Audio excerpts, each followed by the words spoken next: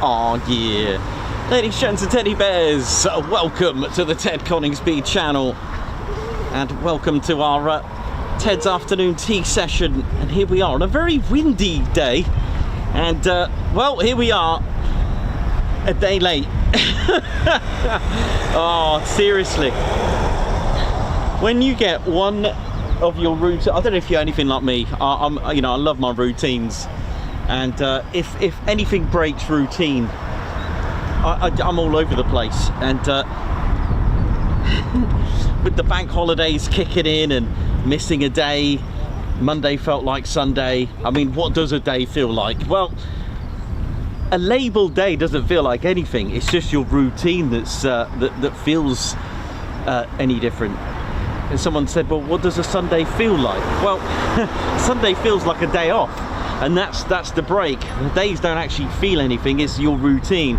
And it was I could not believe it, just that one day. And then the calendar, we got this little teddy bear, ceramic bear that's it's got those two cubes and it's got the numbers, and you change the date. It was a day out anyway, and then with bank holiday Monday kicking in, it was just completely threw me out. So well, we're here. I'll just put it down to my age, because at the end of the day it looks like I'm not getting any younger, I guess. But you're only as old as you feel. Well, that'll do. We'll go with that. Anyway, welcome to the Ted Coningsby channel. I won't bore you with my it's got a bit of a gusting wind today. We're here at Ted HQ, and I'll tell you what, thanks to Jeff. Can I just start the show by thanking Jeff at AGR Models. Jeff, my man, who contributes quite a lot to the channel, and we've got a bit of a new aircraft to show you that was here, and you may have seen it at Shuttleworth, an Avro Anson. That's right. And the Anson was here before operations kicked in with the new runways were used operationally. You see, between sort of August 1942 and September of 43, the station prior to the August 42 had grass runways. So with the introduction of the Avro Lancaster here, it wasn't really suitable to operate on grass runways. So during 1942, Coningsby Satellite Station, RAF Woodhall Spa, which is within 5 miles in the direction of the reverse backwards crow flying, which that's two negatives, isn't it, making a positive anyway. Yeah, so the Coningsby's Lancasters were actually operating at Woodhall Spa, 619, 617, 97, 61 squadron. There was many Lancaster squadrons here, but while the station was closed to have its runways upgraded, the runways, while they were built and complete, they were actually used by some training schools. And one of the aircraft, apart from an Airspeed Oxford, was indeed the Avro Anson. And I've got one here making its debut, and she is an absolute beaut. She really is. So they were taking advantage of the airfield, the fact that there was no operational aircraft here. So this, with 1514 beam approach training flight, look at this. Look at it. I mean, beautiful, isn't it? Absolutely superb aircraft. There's the serial numbers for it. So this was here just before the Lancaster arrived with 617 Squadron. They were the first to operate at Coningsby in September of 1943 with the Lancaster on the newly built runway. So this was using a beam approach beacon system, BABS as it's known, as well as an abbreviation or acronym, shall we say, in this instance. But an aircraft that was developed, of course, by Avro and Roy Chadwick and his crew. A bomber could be turned into a bomber, but the flying training schools, and it was a very reliable Annie. I think it was actually nicknamed, was it nicknamed something like Reliable Annie? Something like that, wasn't it? I'm pretty sure, the Reliable Annie, as it was known. And did you know they made about 11,000 of these, at least in excess of 11,000 of these. But they were here with 1514 beam approach training flight. and they would beam approach is like an early ILS system, using a beam system and using almost like a Morse code, a bit like ILS system of what's used even today, with frequencies on a basis of the localizer. The localizer is basically frequencies that are sent for the left of the center line and to the right of the center line, but I'll show you that in just a moment. And the idea is to match a consistent beam called the equi-signal, the Lorenz beam in Germany, but I'll go through that in just a moment, because at this stage we may be having a startup.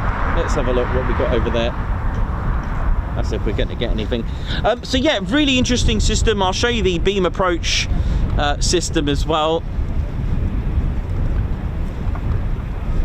Very, very clever system, but something for me to talk about a little bit later on, perhaps. That's if we are here for a while. Not actually sure what's going to happen, but we'll see.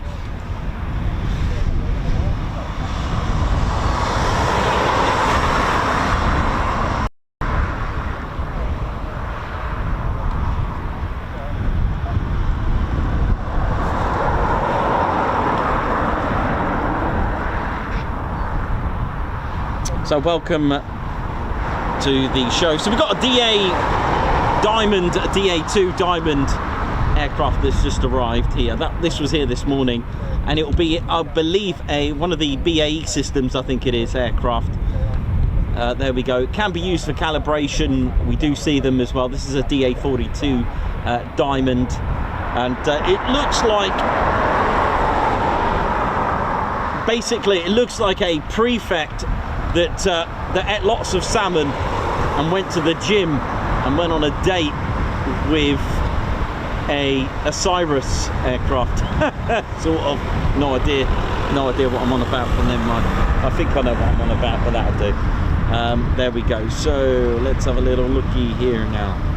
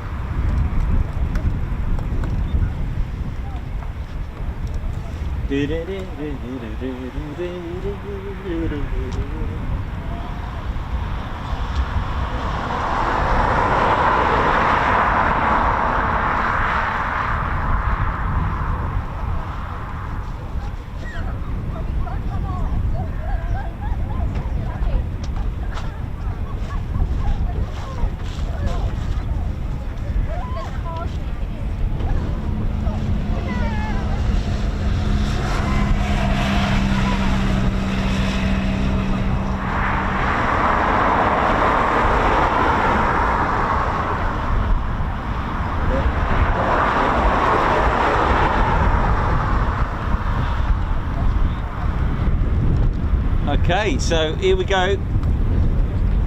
Looks like Tom getting in.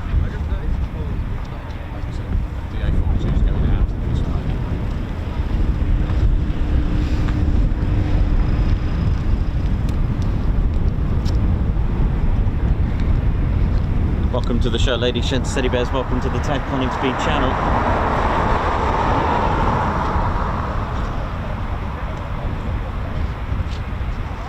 Well, I think that's Tom. Oh, okay. Definitely. His voice now. Let's go say. Oh, he's in this one. I've been looking at the wrong aircraft. I was going to say, that other one looked like Turbo. Oh, right, okay.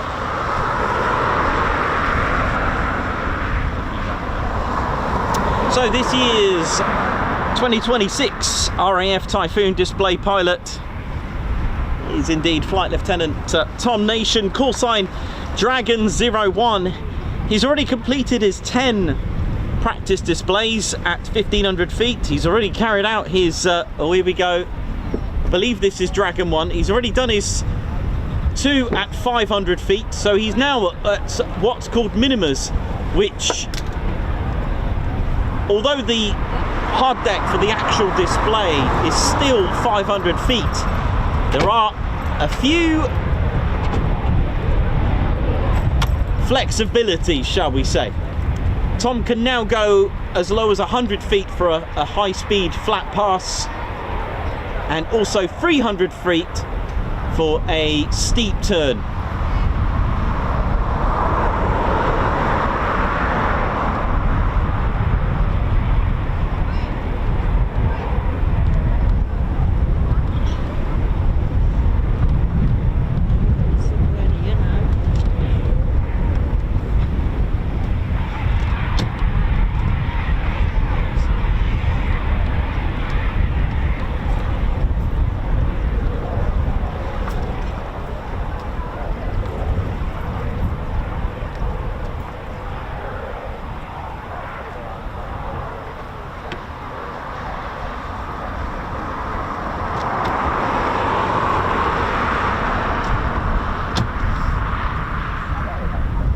So if you just joined us, don't forget to do your checklist like the pilots would have done. Tom, on stepping up, prior to stepping up onto the ladder, he would have done his external checks, which involves clicking the like button on the Ted Coningsby channel and checking the 4 planes, checking the had to add that one in there. I'm sure that's what they do. So they would have checked the condition of the ordnance, the drop tank, the 4 planes, and clicking the like button, that kind of thing. So yes, so do your checks, do give us a thumbs up as well, and be sure to, if you haven't done so already, subscribe to your one and only Ted Coningsby channel. And a big shout out to the RAF Typhoon display team and everyone here at Coningsby today. A very warm welcome to you all. I hope you're all well and good. And looks like we may have a practice display. Call sign Dragon 01. Tom, born in Wales, Pontypridd, is literally a Typhoon pilot through and through. He's also an avid aviation enthusiast. He is a bit of a plane spotter, and he does love the Mach loop.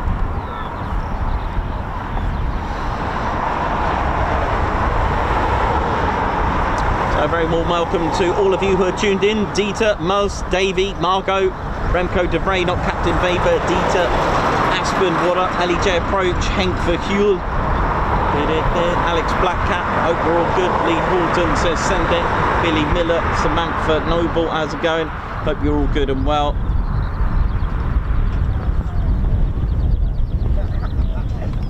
So Tom's just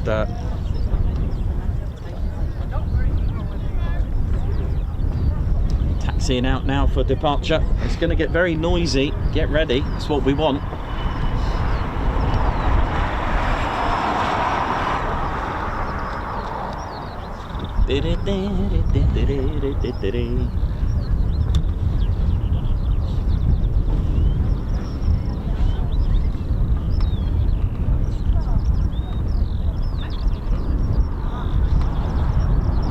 Tom's also started with cadets as well. He was with 1004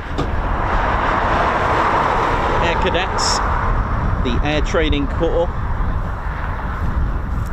That was at the age of 13. So, you know, if you're 13, you know, Tom was joining the cadets, and now look where he is now. He learnt to fly with 634 Volunteer Gliding Squadron. He became a gliding instructor at just the age of 16. Amazing, isn't it? You know, I don't know what I was doing at 13. I was probably playing Sonic the Hedgehog on the Mega Drive.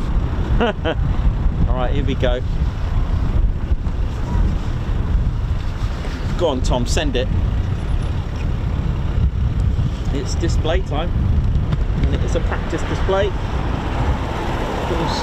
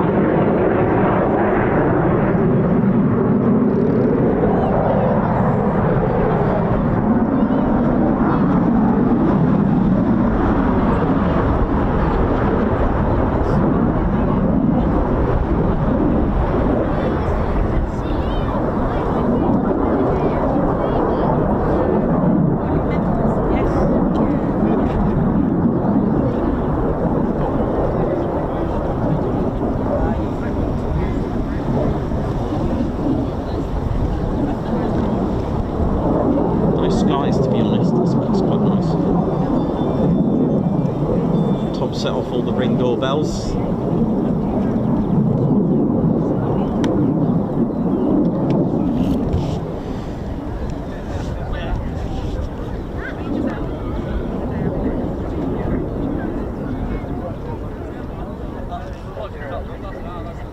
So he may be in a very brief holding pattern until he's cleared to run in for his display.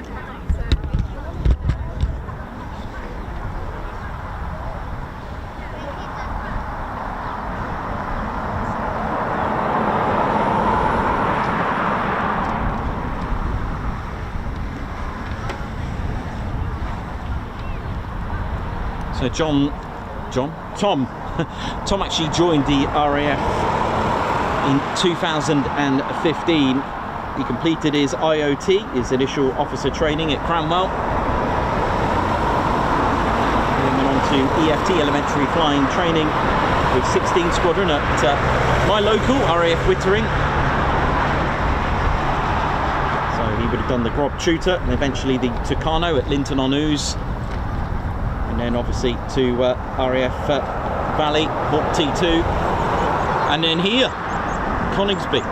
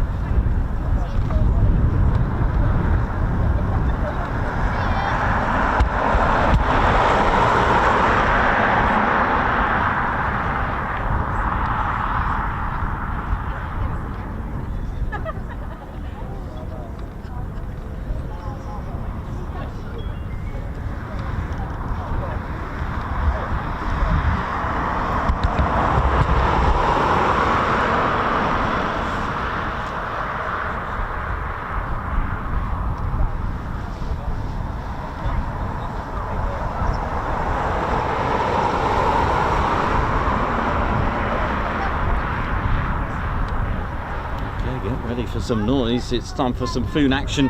Time to enjoy three things or more actually, now that I think.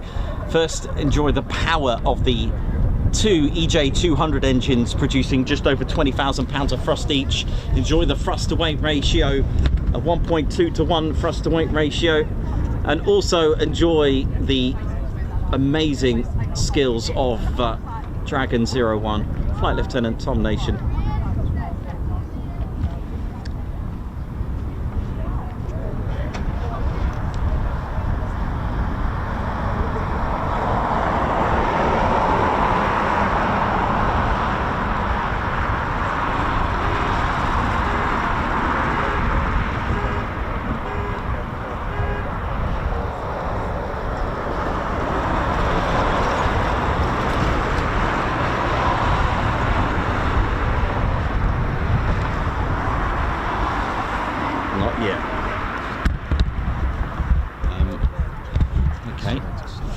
Not looking good. It's a slow.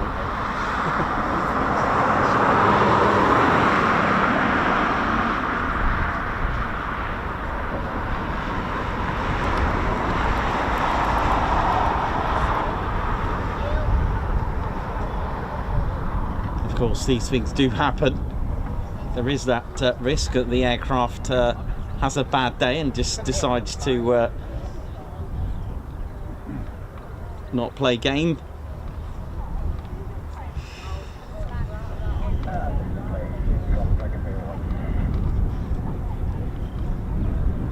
What did he say? Oh no.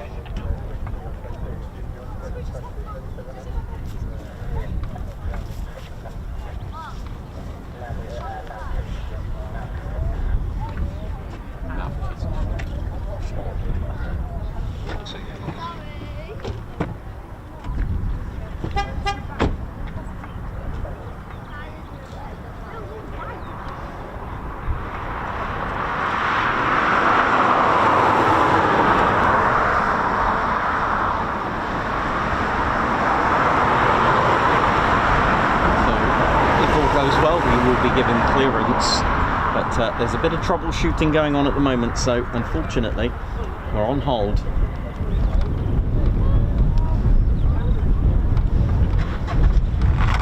Uh-oh. Well, it's a bit breezy up here for the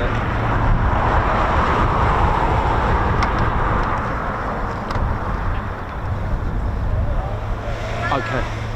Same people. Doing it up.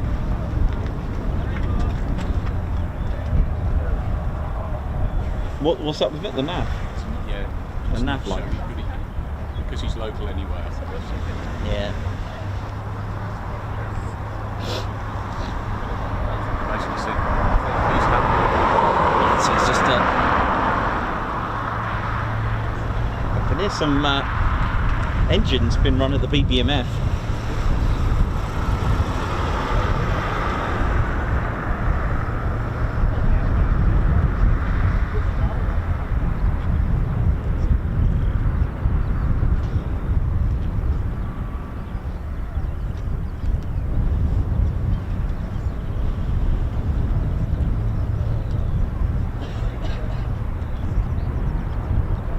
So when Tom is happy with his aircraft, after a bit of troubleshooting, he will then communicate and relay back with, of course, supervisor and ATC for clearance.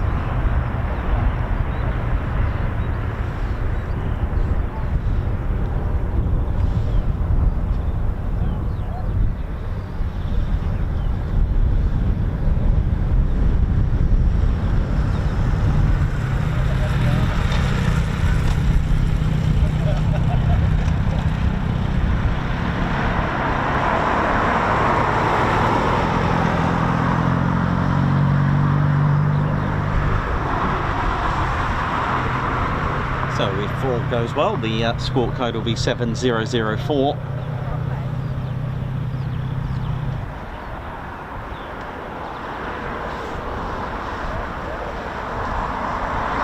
Yeah, running in. It sounds good.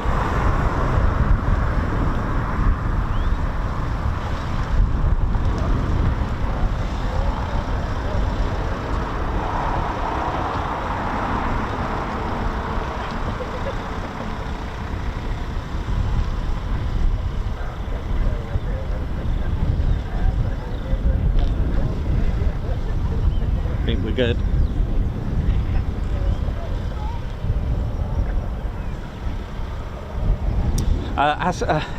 Ian, how you doing? I think I know that the hurricane. Oh, here we go. I know that the hurricane was out today for a bit of a. All right, here we go.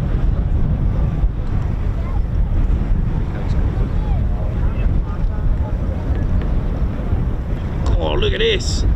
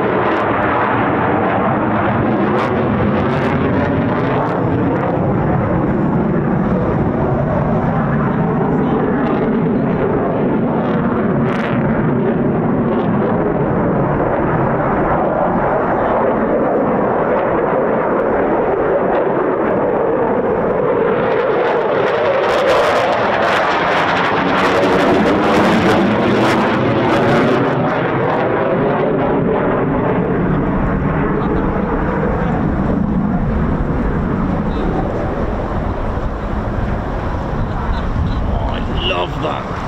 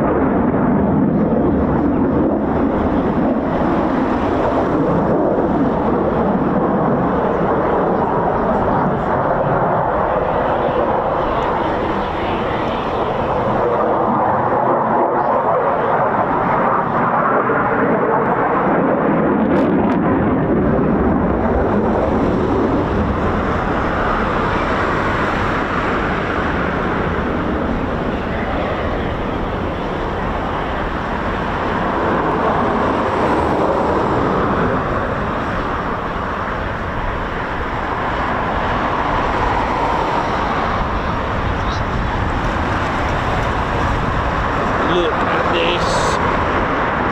400 knots to 120 knots in a high alpha. Zooming out to just appreciate the lack of speed that's gone into this. Amazing.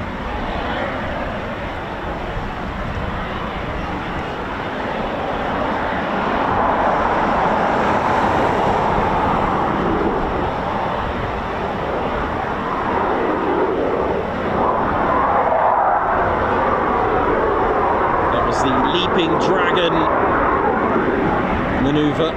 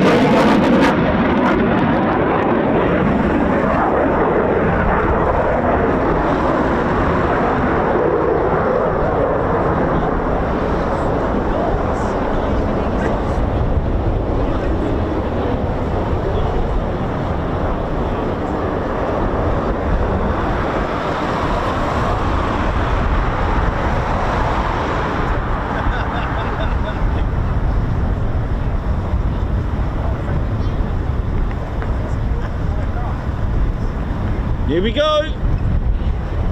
See ya.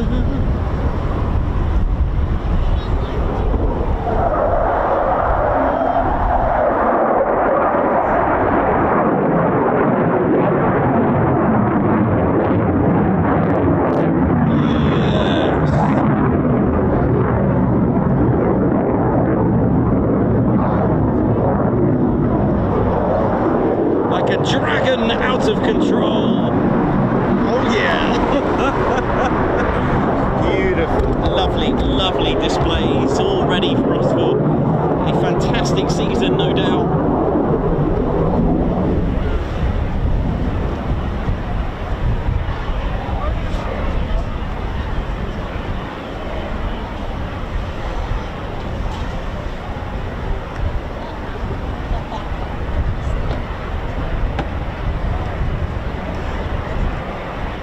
Ted, where's your flag, mate?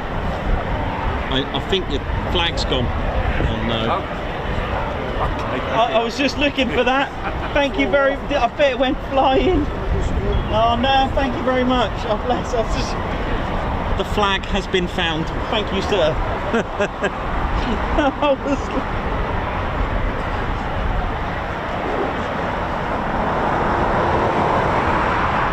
was a good display, wasn't it? Beautiful. And they'll be proud of that.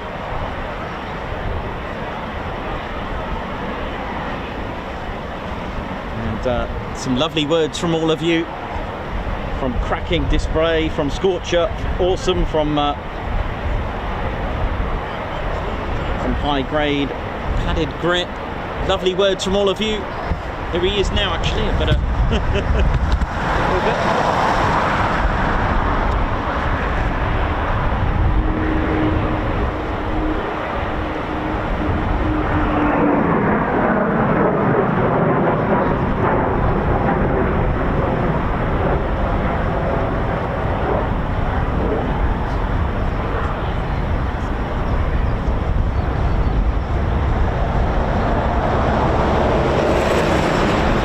That you do see in that display is a really, prime example. The way Tom's doing this display is really showing off the Typhoon's thrust to weight ratio. There's nothing in the middle with the Typhoon. It's either on or off. It's nothing in the middle. It's just such a fantastic aircraft. And what I mean by that is it can just slow down on a sixpence and then just literally power back on the same dime, and that, my friends, is what you call 1:1 thrust to weight ratio or above. It really is a fantastic aircraft for thrust to weight ratio demonstrations.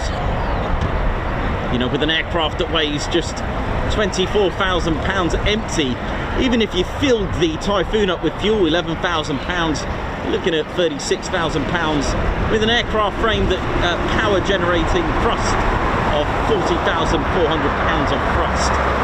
So That, my friends, is why the Typhoon is very, very agile and maneuverable, and Tom's display really does show that off, and he's landed as smooth as a salmon from Alaska as he comes back down. The roar of the Dragon there. 4 planes in the downward position, just slowing down Dragon, slow down Dragon.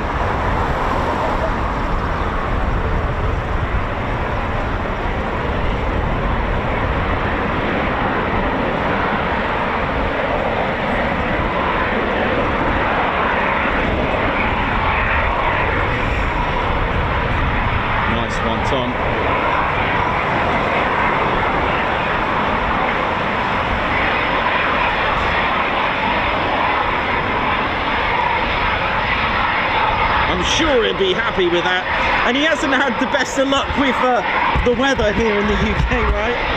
Goodness me, the weather's been atrocious, isn't it?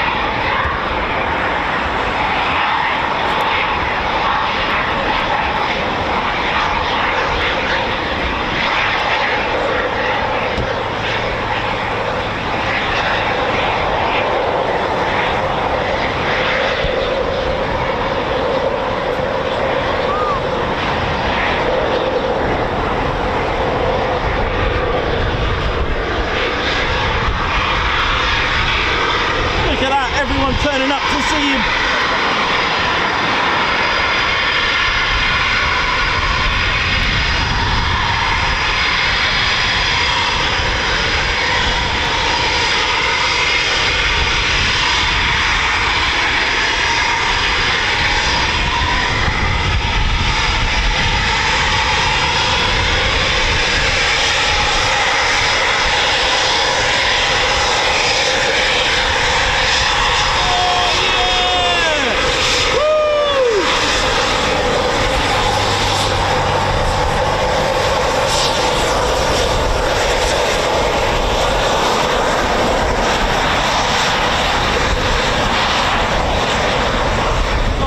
Tom. Beautiful.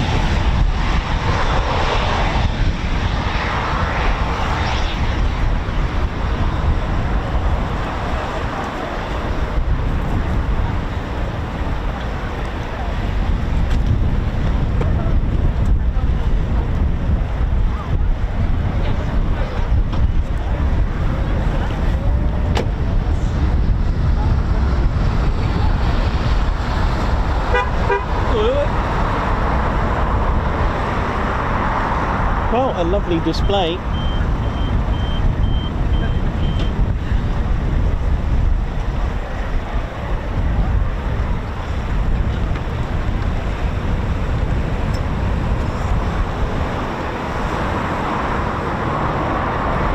Thanks a lot for all of you who've tuned in as Tom taxis back to the main.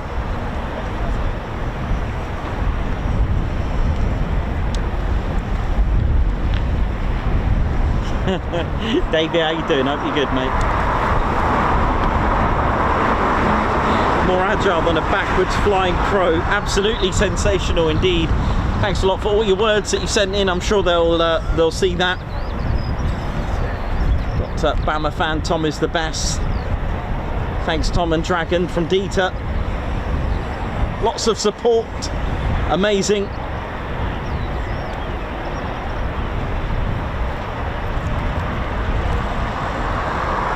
A great question from Sue Holloway.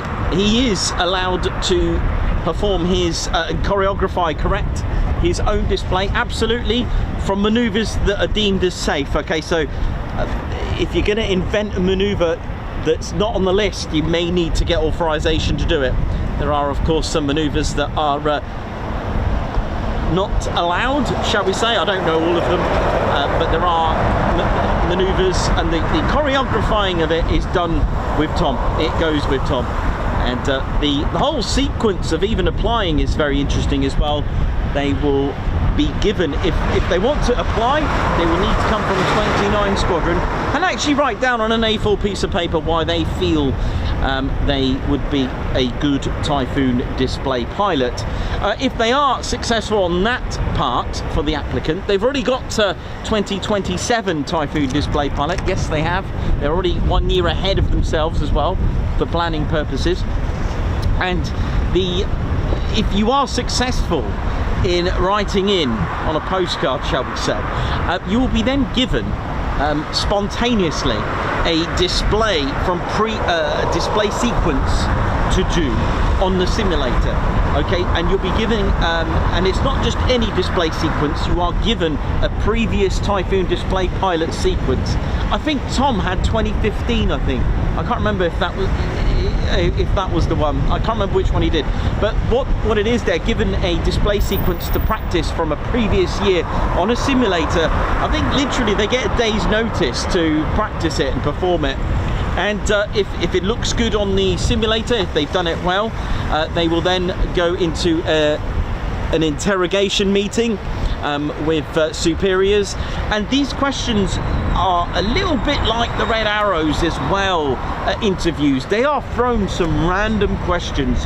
It's how they react. I know that the Red Arrows are given really bizarre questions. It's just to deal and to analyze how they would deal in scenarios when asked to do so. It's some fantastic books out there that you can read from previous Red Arrows pilots. Very interesting stuff. If they are successful on that, then they'll be informed, and then here we are, just like that. But yes, sequences are done and created by the pilot, with the exception, of course, of these maneuvers that are deemed safe to do so. So they're picked. But this is the challenge that they've got, because you can't, as they say, you can't reinvent the wheel. There's only so much a Typhoon can do. It's how you put it all together that makes it different, makes it special. So those are the challenges between a solo display pilot and an aerobatics team.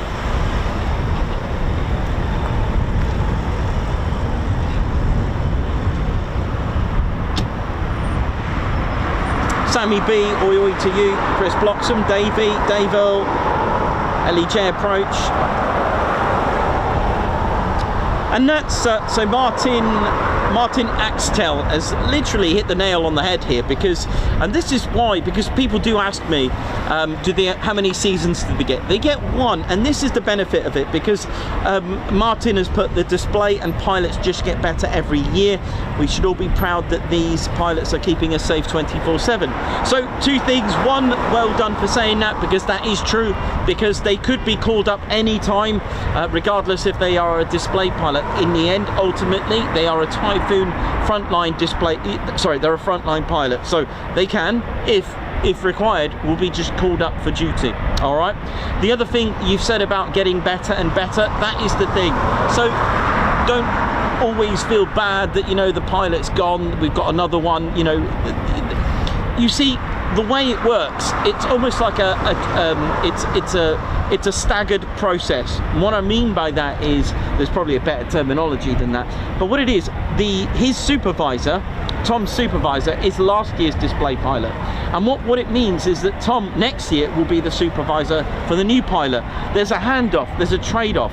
Okay, so the previous year's display pilot is the mentor, is the supervisor, okay, and is the mentor, and then you've got the display pilot. So the display pilot for this season will be next season's mentor, so on and so on. So it's like almost like a step, the way it's done into steps like that. Okay, so I hope that makes sense as well. And the benefit of that is that you're passing on all the skills and knowledge, and okay, not so much setting the bar, but in some ways, yeah, when you get a really good display and you think, oh, that is my favorite, how are you going to beat that? It sets the bar, so it gets the pilot thinking, how can I better that one? And then what you've got then is something even more exciting. Usually they'll take the best bits, perhaps, of what they feel that the crowd loved. So it's really good to give them feedback, I think. Really good to give them some feedback of what wowed us. I mean, for us, it was definitely the leaping salmon. For me, it's the snap snap roll with the afterburner for me, that bleed speed. Oh yeah, right in the sort of like the first 25% or 20% of the display, the first fifth when he does that. It looks simple. Well, obviously it's not simple, but do you know what I mean? As a you know, it just for me, I love the way, because the way the Typhoon just bends and the turn rate is fantastic. Really good stuff.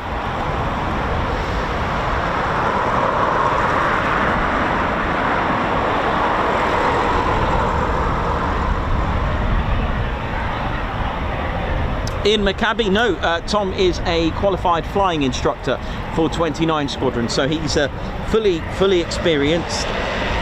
Tom arrived on 29 Squadron to complete his operational conversion unit in 2021, so he's been with 29 Squadron since 2021, so a good 5 years. And they chose, he chose to serve with, he was, then after that he was serving with 6 Squadron, the Flying Canopers at Lossiemouth. He's very experienced. He's even flown in the 70 formation for the Royal Fly Past. He's done NATO policing. He's been deployed to the Falklands, Australia, Germany, and various fly paths, like I mentioned, the 70.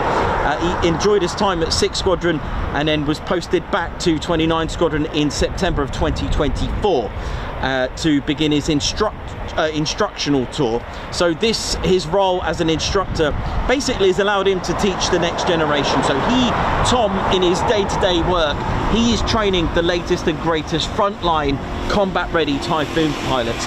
And what an example that is. So when you have a qualified flying instructor having that pedigree of background, delivering that core, that experience as a Typhoon display pilot, will really pass that sort of that background, that experience on to his student pilots, which is amazing. Because basically, for those that don't know, the student pilots that have arrived here would have come from RAF Valley with their fast jet training. They would have gone into the league, or shall we say the stream of fast jet. Okay, so they would have done the Texan, then they would have done the Hawk T2 was their last aircraft, and if their career path is streamed to the Typhoon, they come here and train and get qualified by the likes of Turbo, by the likes of Nation, Dragon 01, by the likes of Nathan Scheuer, remember Reheat, you know, for the likes of those. So their background, their experience, Coningsby's 29 Squadron is made up of qualified flying instructors. There's also, like I said just briefly there with Tom, an instructional role as well, to learn how to become an instructor as well. So there's plenty of roles here. So they can go from frontline, let's say a fighter squadron, number 6 or number 3, and then come back to 29 to give that experience, that skill to other student pilots to get them trained. If on a tangent, okay, on a different level, if the pilot at Valley was streamed to the F-35B, they will go to an operational conversion unit for the F-35B, which is indeed at Marham with 207 Squadron. 207 Squadron is also the operational conversion unit for our Royal Navy as well. So having an operational conversion unit is is such an important unit, such an important role, and to have the best instructors to deliver. Okay, it's all very well being a good pilot, but you may not be a good instructor, so the RAF have a special course for instructor role as well. So there are lots of operational conversion units. For example, off the top of my head, we got 24 Squadron, the OCU for the heavies. So they would have done RAF Cranwell for multi-jet training. So multi-jet is the likes of the Phenom. That's the training aircraft at Cranwell, and then and then they'll go to 24 Squadron at Bryce Norton to be then trained up on the A400 or the C-17, for example. You've also got the likes of 42 Torpedo Bomber Squadron, but that is actually in essence a OCU, and that's an OCU for the P8 Poseidon and the E7 Wedgetail. So there are many operational conversion units for different aircraft in each station. Great questions coming in. Right.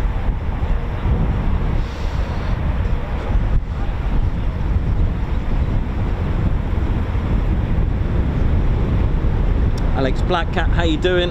JPG Aviation, Dieter, Bama fan.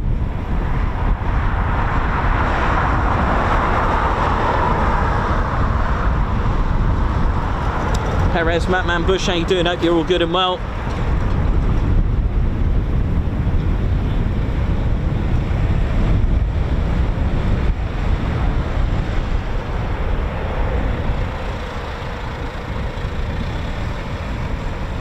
Gary, oi oi.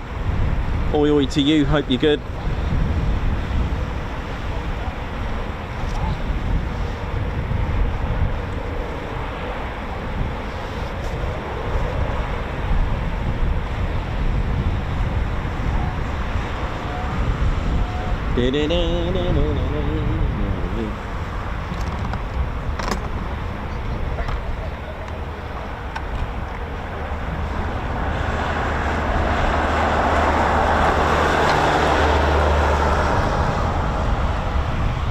Hope we're all good, ladies, gents, and teddy bears.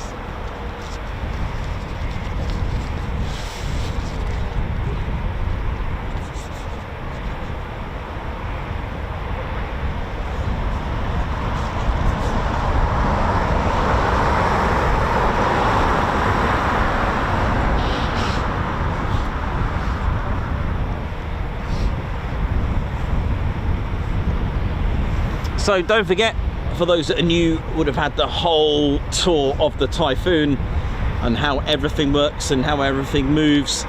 The Typhoon you would have seen earlier just doing a high alpha. The angle of attack is quite high like that, and it's just going at 120 knots. That's all it is. Absolutely fantastic the way the Typhoon can go from 120 knots and then straight all the way to 600 knots, etc. The way to control the angle of attack, because the Typhoon doesn't have elevators, it has 4 planes. It would literally 4 planes up, so these in the upward position, pushing the nose up, the angle of attack. And if the 4 planes are down, it bunts the aircraft, pushes it down. The Typhoon's 4 planes can also act as a speed brake as well, especially for manoeuvres. Now the thing is, the Typhoon, don't forget, is fly-by-wire.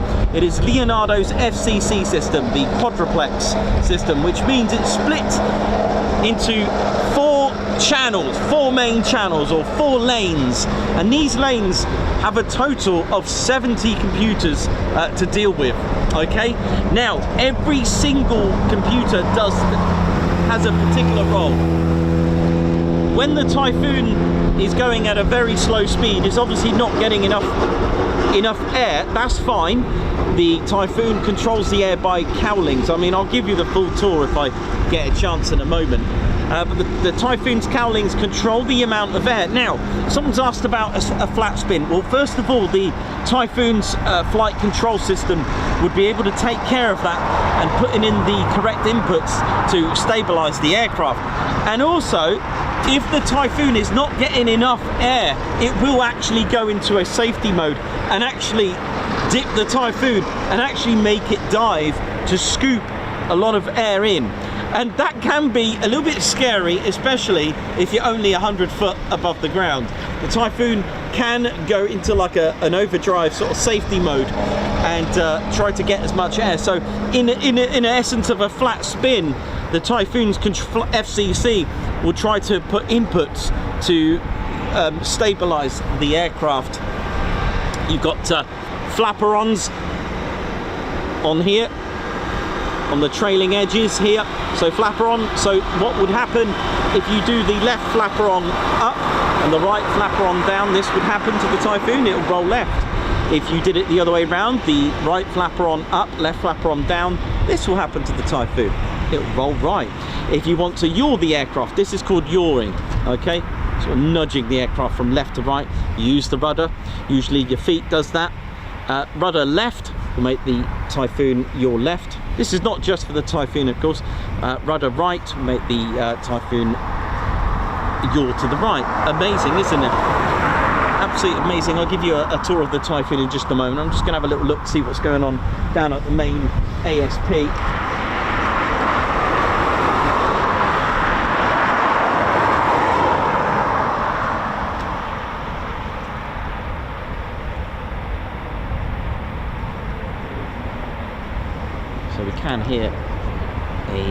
Typhoon spooling. It's not a fourth generation, it's not a fifth, it's what's classed as a 4.5 generation. It is made of 85% of composites, non-metal on the exterior of the airframe, which has very strong essence of stealth attributes. So the Typhoon is predicted to be around 0.5 meters of radar cross section, which is very, very phenomenal. Considering it's not a fifth generation, it does have a few stealth attributes on there, which really give it the survivability. Just trying to listen out if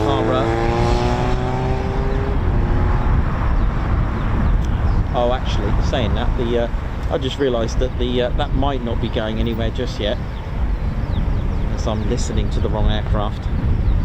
There's definitely something spooling over there. I'm not sure which one it is.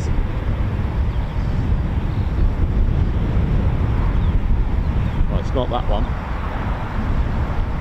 But again, you can notice the ground crew there. Nothing flies without them. I wonder if this is just a little...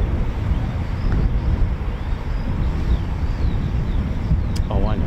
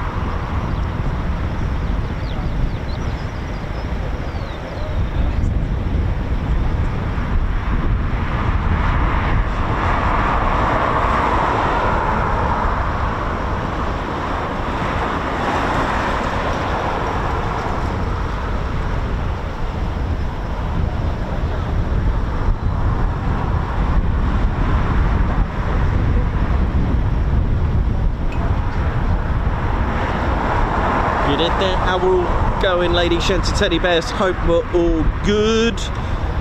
Alex Raven, how you doing? Got a question from Alex Raven. When an aircraft is in the circuit and ATC gives them cleared for the option, does the pilot then have to say what his intentions are? No, they don't need to. They're cleared for they've got an option to do what they want. They are at their discretion. So the pilot would be asking for an option. So usually you may have a second pilot or a trainee pilot, and it's to give them a chance to do whichever they please, and normally at discretion. You usually hear that very commonly at Mildenhall, and they are therefore having almost like at their discretion to either execute a low approach or a missed approach or a touch and go correct. So they don't need to actually confirm what they're going to do. They are cleared for the option unless stated by air traffic controller.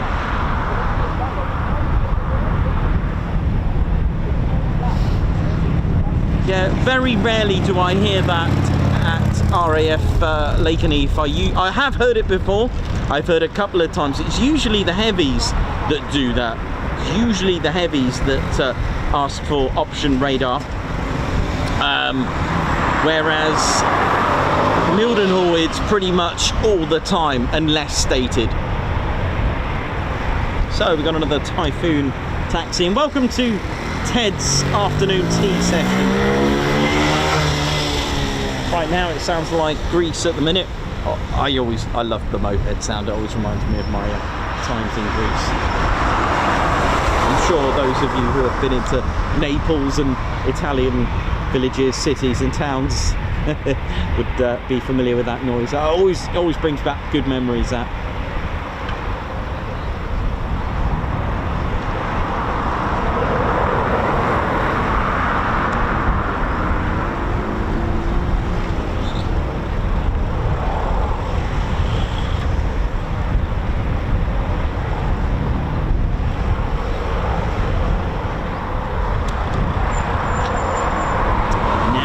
This is interesting. So what we've got here, potentially we've got literally a new pilot, and it's their first time in the Typhoon. We get this quite a bit, of course, being a OCU.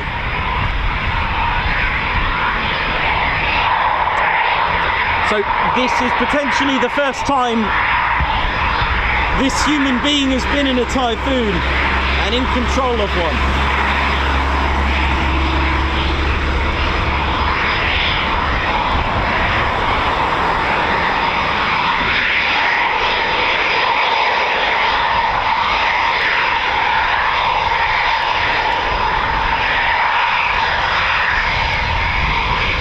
How exciting.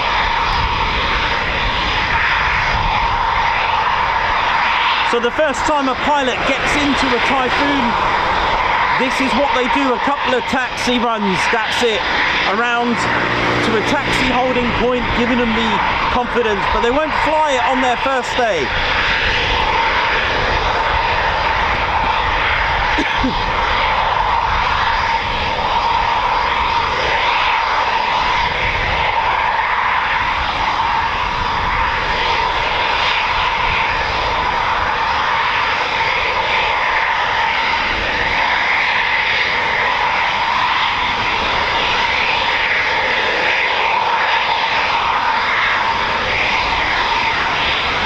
How exciting is this?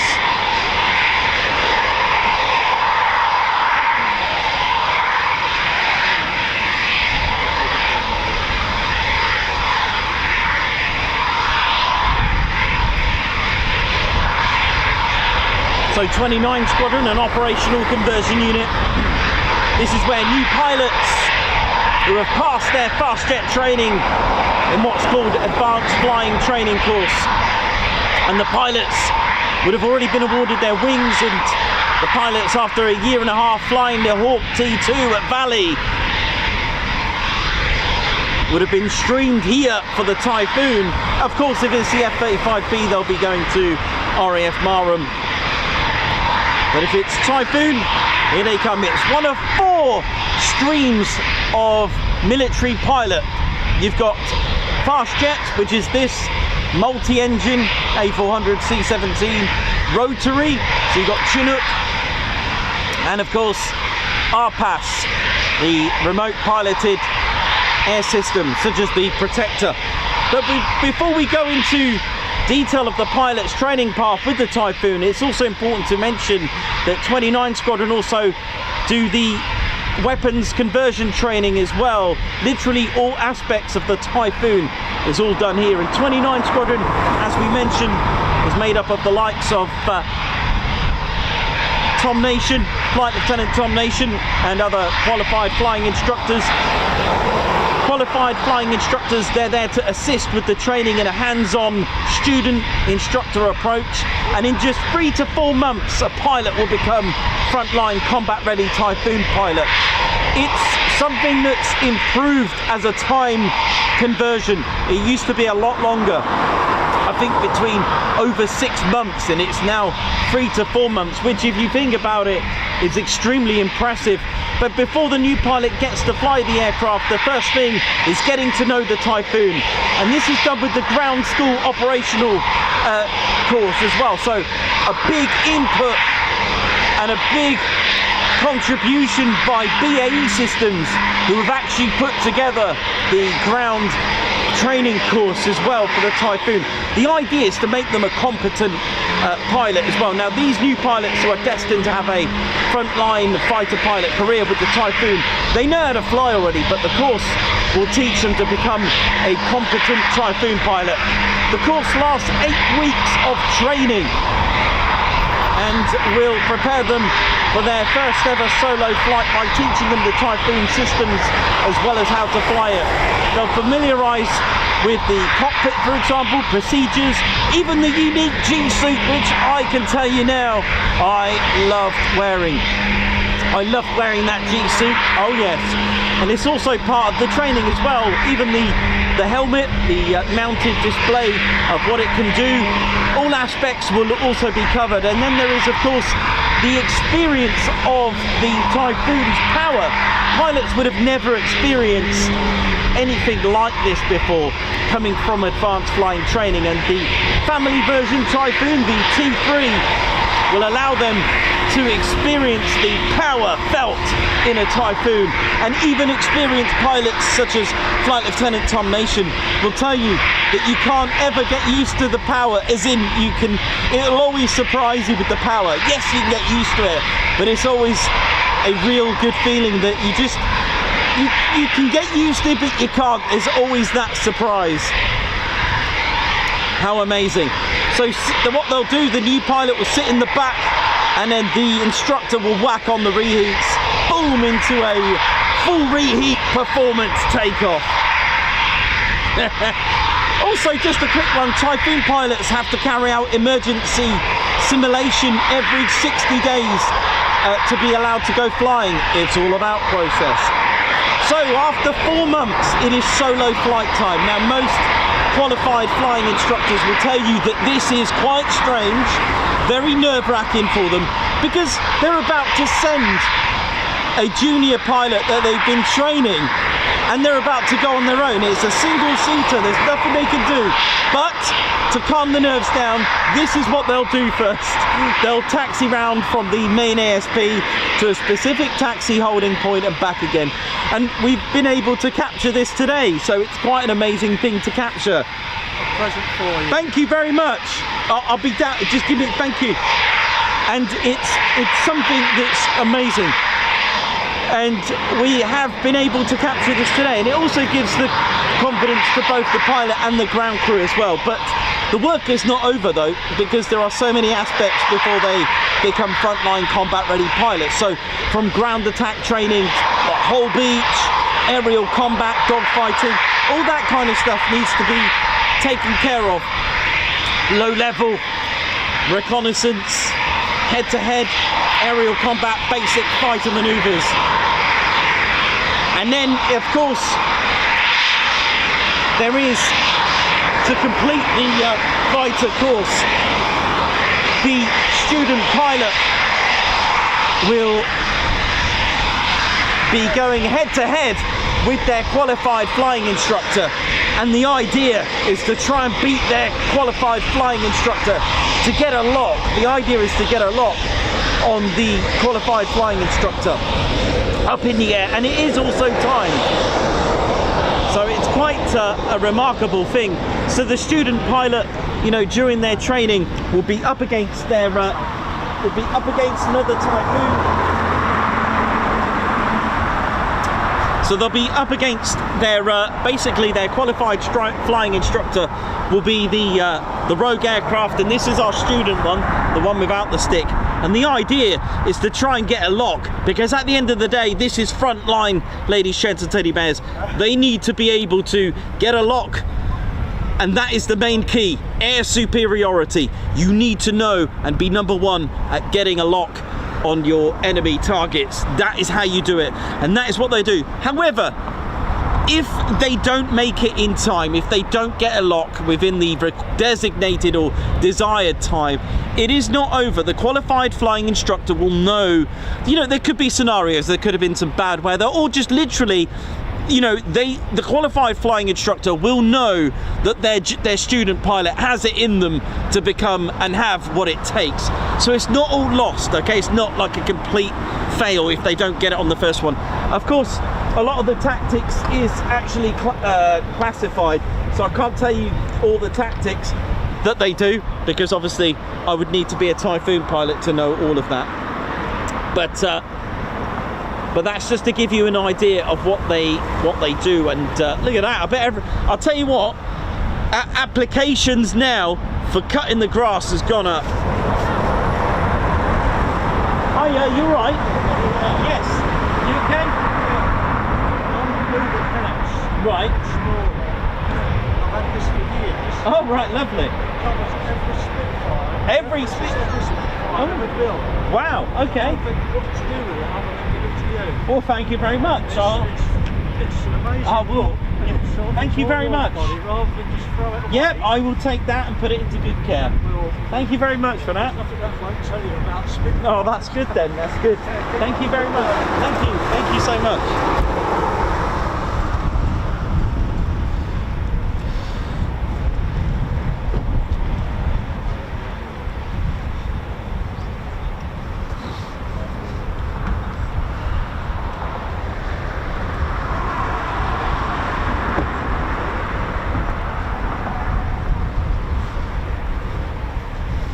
So there you go. How nice was that?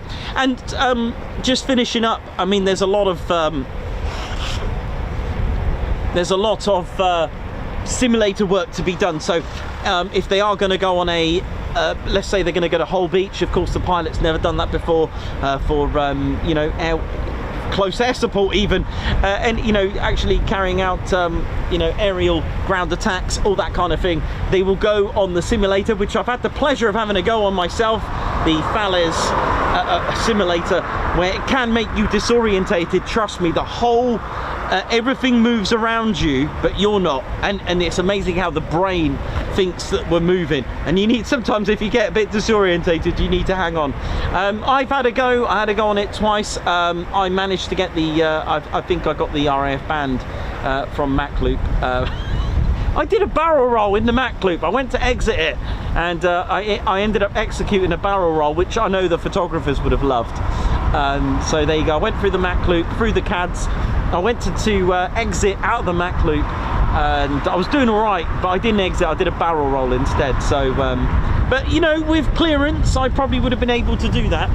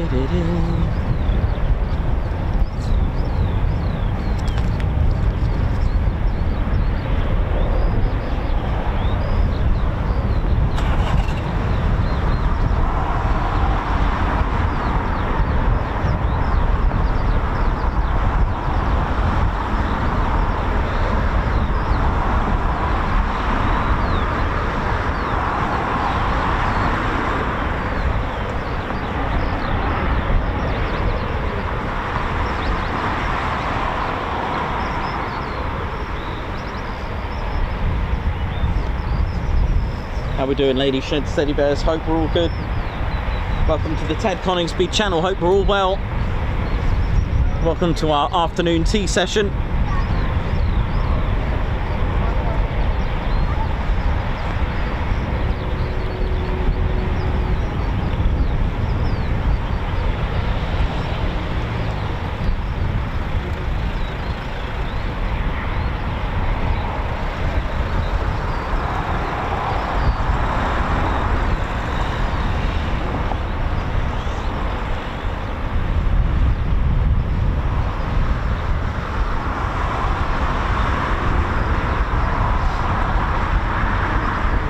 there are actually two types of Typhoons here. There is the T3, T for trainer, Mark III, and then the Mark IV is the FGR4. FGR4 is the single-seater, the T3 is a dual-controlled family version, a two-seater.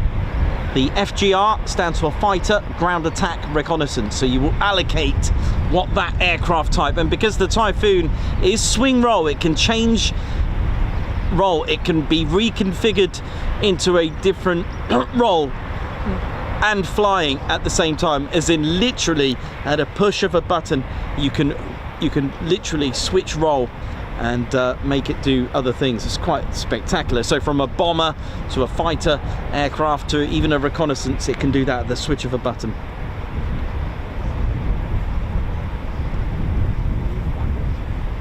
Paul, how you doing? Matt Crossan, Gary, Margot. Yes, Margot ended up in Loch Ness in her in a simulator. Well, that was quite funny. That was, and Kinloss. That was good.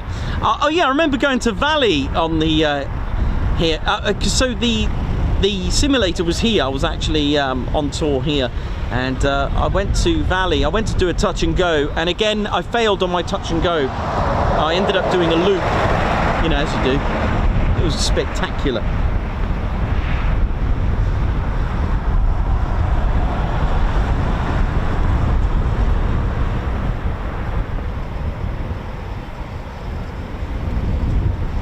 T3s, I don't really know how many T3s there are. I'd say what, a good handful. There's a few that I can remember. I mean, Ted's flown in a couple, ZK381. I've had the privilege of having a seat in two Typhoon frames, ZJ914, Ted's Typhoon, and of course I think it was ZK, oh gosh, 424 I think it was. I'll have to find out which one it was. They are nice, very, very, very comfortable memory foam seats.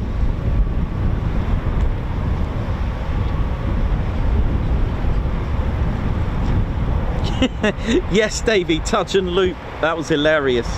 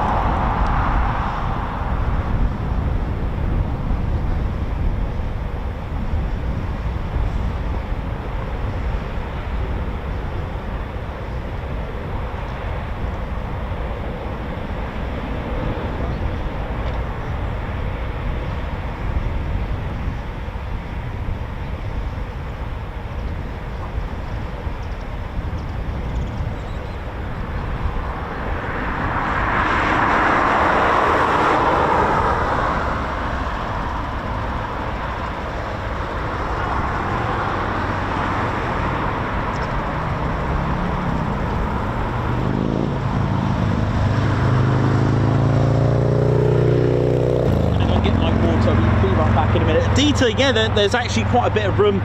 So the rudder is controlled by your legs. So steering the Typhoon, pretty much like with most aircraft, with most aeroplanes, you steer with your feet. You use the rudder to steer left and right, etc.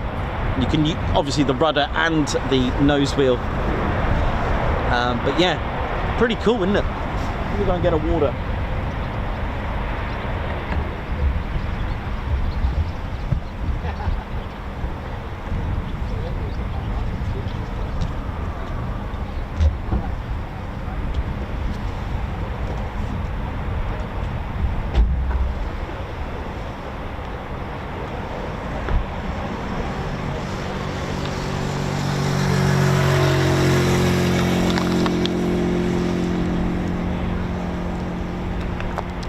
Sorry, I just needed a quick water.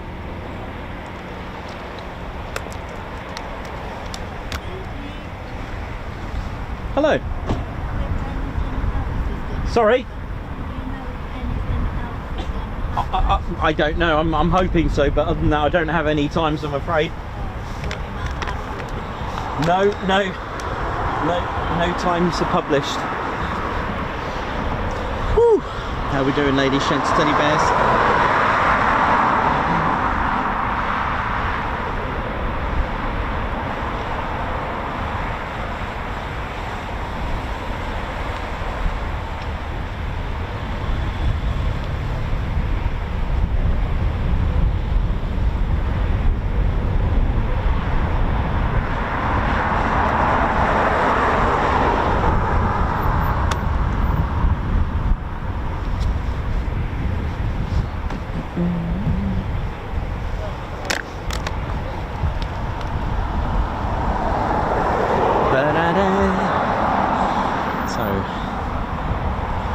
Good ladies, gents, teddy bears, welcome to the show, and welcome to our afternoon tea session. So what we're going to do with our afternoon tea sessions is literally just catch a few departures. Of course, you may have heard me there. No one knows when that will be. Only the station knows, and that's the way it is, and that's the way it should be. You know, at the end of the day, they're doing their work, and it's military work, so they have the times. We're just there to enjoy it.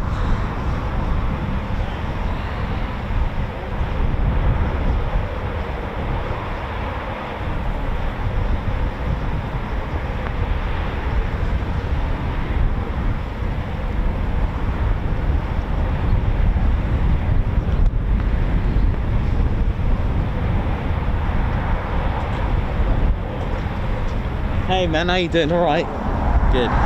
So if you just joined us, don't forget, ladies, gents, teddy bears, to support the channel. Do hit the like button, and of course do subscribe to your one and only Ted Coningsby channel. Hope you're all good and well, and just can hear Typhoon spooling, but of course that could be from the Typhoon that's having some training.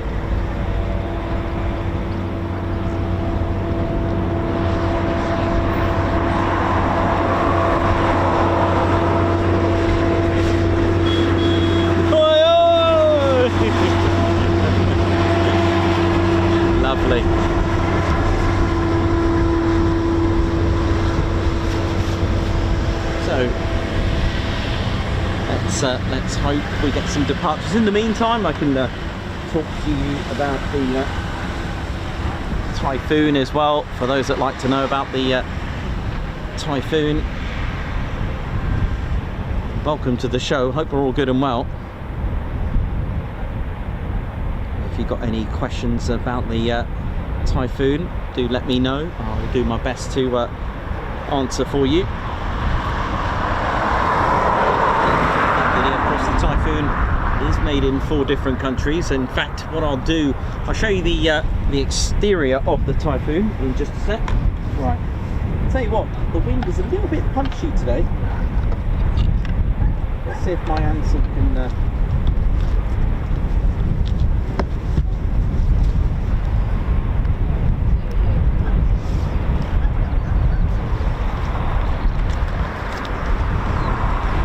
so let's have a little look.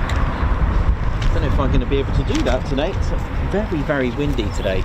So there's our, well, I'll do my best anyway while there's nothing going on at the moment. But there's our Typhoon. There's all the components. Like I said, made in 4 different countries. So this is the externals. So generally, I've colour coordinated it for you to make it a little bit easier. So what you've got here is the left wing made in Italy, the right wing made in Spain. So anything green, Italy, right wing, you can see it's made in Spain.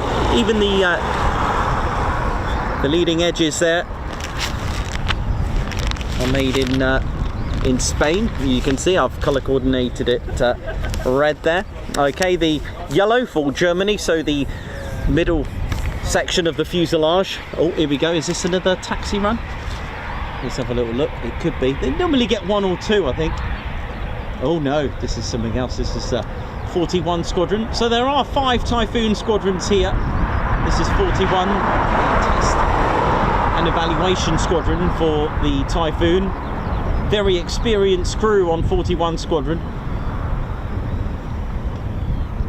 So they'll test all the latest and greatest ordnance, literally putting the Typhoon to new limits, see what it can do, trialing out new weapon systems, software, even landing or taking off on taxiways, and they'll come back and evaluate. Now their HQ is actually at Waddington. So 5 Typhoon squadrons, so we got 29. That's obviously the schooling and training, and they do go on QRA for training as well. You've also got, like I said, 41 squadron, the test and evaluation squadron. 41 are one of two squadrons here that keep it traditional with Roman numerals. I know a lot of people have come to me and asked me why are some Roman numerals and why are not. It's just a traditional thing, that's all it was. There's no law, shall we say, or no meaning other than tradition. I mean, even down to why choose Latin for your, you know, for your motto. You don't need to, you don't have to, there isn't a requirement, for example. You've also got number 12 squadron, they're the latest and greatest squadron here. Number 12's a joint Qatari Emirate Air Force and Royal Air Force Squadron. We've also got number 3 fighter, the oldest squadron here. They actually formed in 1911. That's a long way away. And also 3 fighter squadron. They are X1F. F for fighter on 3 and 11. So number 11 being the world's oldest dedicated fighter squadron. There are another 4 Typhoon squadrons up north. That's right, at Lockheed, another QRA station. You've got number 1 fighter, 2AC, number 6. And number 9, and one more squadron, or at least a unit, is 1435 flight, and they're based at Mount Pleasant. That's right, in the British Islands of the Falkland Islands, and that is our 3rd QRA station.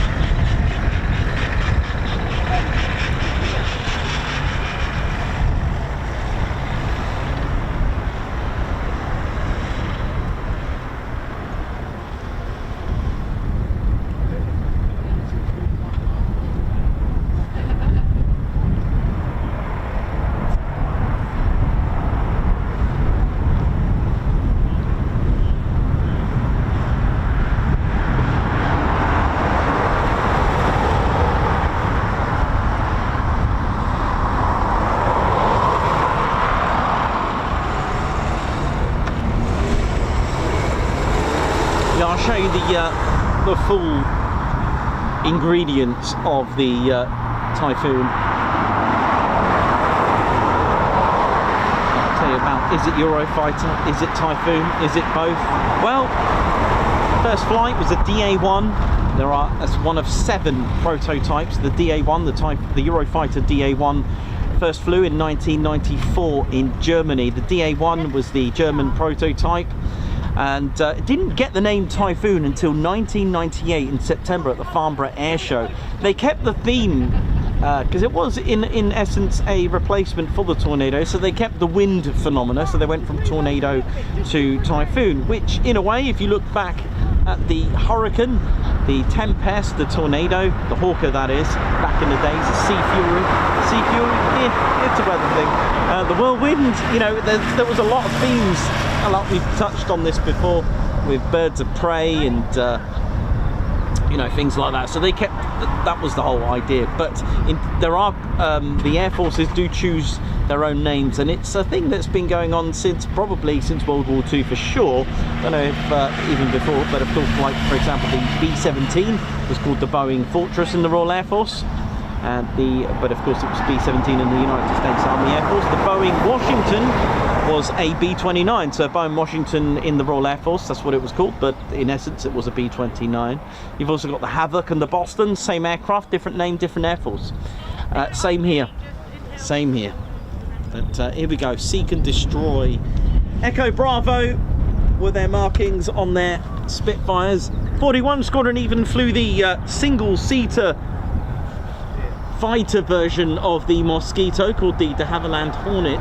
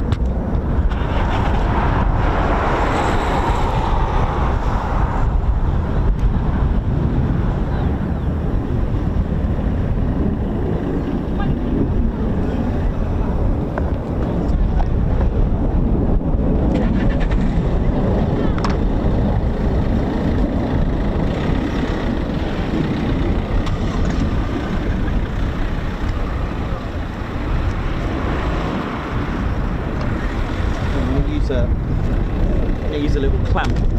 That'll do it. There you go. There's always a way, isn't there? Goodness God. Tell you what, it's really windy again. Always windy here. What's this? Cool. Yep, so back to this. So those are the main manufacturers. So Leonardo for Italy, BAE Systems for Britain, Airbus Germany, and you've also got Airbus for Spain. So yes, so in a nutshell, the left wing Italy, right wing Spain, the main centre section of the fuselage made in Germany, the front cockpit made in Britain, the tail made in Britain, and components at the rear both made in Britain and Italy as well. So for some fun facts for you, yes, the Typhoon actually has a horn. When it's the canopy horn, you don't want to trap your fingers and warn personnel that the canopy is yes, I was that person that asked if the Typhoon has a horn. I don't know what I was thinking, but there you go. So so the leading edge slats here, very strong, made out of titanium. I'm going to explain for you in a moment all the components of what it does and what it is.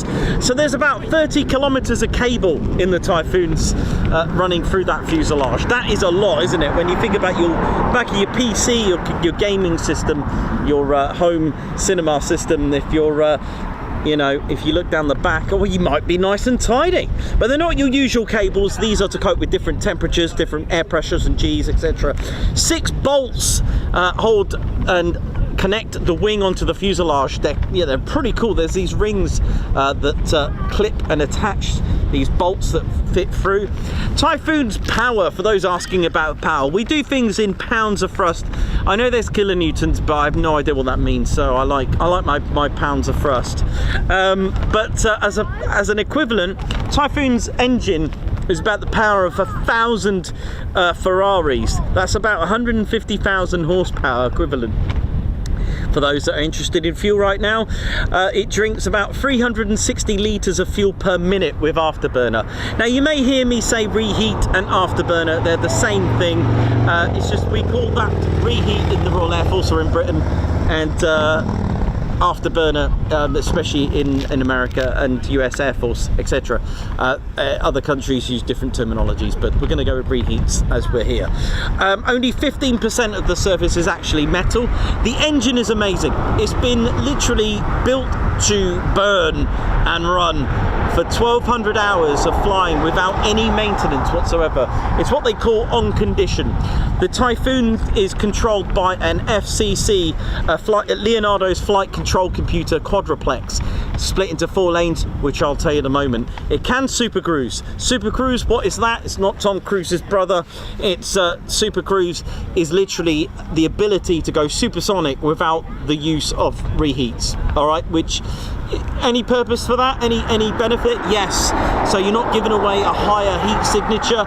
Of course, your reheats or afterburners will give off a bit of a radar cross section now that you can see it a little bit more. However, the other benefit as well is that it's a lot more economical because reheats use just an example, 3 times as much fuel. There are 8 internal fuel tanks. There's about 11,000 pounds of fuel. The EJ200 engine weighs just short of basically a ton, 998 kilos. Thruster weight is 1.2 to 1. There are 13 hard points. Let's flip this over so you can have a little look here what's going on with the Typhoon. There we go. So where I've left white, that's carbon fibre composites. There are 12% of glass reinforced plastics, and you'll find them on the tentative areas of the Typhoon. So the nose, you don't want to be painting that with lots of paint, hence it's you'll find on the tip of the tail, the nose is a slightly different grey. Doesn't matter what Air Force, the nose is usually like a glass fibre, clear plastic, basically, to quite transparent in some ways, but you don't want to be messing with that. You've got titanium alloy. I've done that in red. The leading edge slats are going to be with titanium, and also the foreplanes, because the amount of G's they're gonna actually go through. Aluminium alloys here on the elevons and the flaperons here. Yeah, that one there. Elevons, I think they're actually elevons to be honest, but I've been calling them flaperons just whatever. You've also got the acrylic canopy as well here, and you've also got part of the air brake, the hinge system on the Typhoon's canopy on the exterior, made out of aluminium alloy. But there you go. So that's what the Typhoon is made of. Oi oi to you. Right, let's have a little bit more of a... Let's go into more depth of the Typhoon. So we've had 3 departures, 1 display, and 1 landing. There's our Typhoon there. So again, the ASA, the electronic scanned array in there, the Typhoons, that's where the battlefield happens on the Typhoon. There are different marks, like I said in previous streams. I wouldn't be able to tell you, even if I did, it would be classified anyway, so I wouldn't even be able to access to that information. What I mean by that is, this is the radar inside there, in that radome, in the nose, okay? This is what you're going to be literally seeking and destroying, okay, in there. Now you can have what's called a Captor M for manual, there's a Captor E, there's Mark 0, 1, 2 and 1 and 2 and 0 as well. What I mean by that is, you start off with one piece of technology and things improve. We're talking about, 1994 when this first flew, okay, in its DA1 form. Imagine the technology that's improved by then. So the Typhoon has had upgrades, and I believe it is getting upgrade inside here to a Captor E, the Mark II. I think it's by Leonardo. There was also talks of Hensoldt, etc. I'm not going to bore you with all the labels and stuff. At the end of the day, what you want to know is, when it first came out, the ECR, which was made by Marconi, inside it, just to give you an idea of what the Typhoon can do just from that nose. Basically, it can lock onto targets 160 kilometers away. That is a long way, ladies, gents, teddy bears.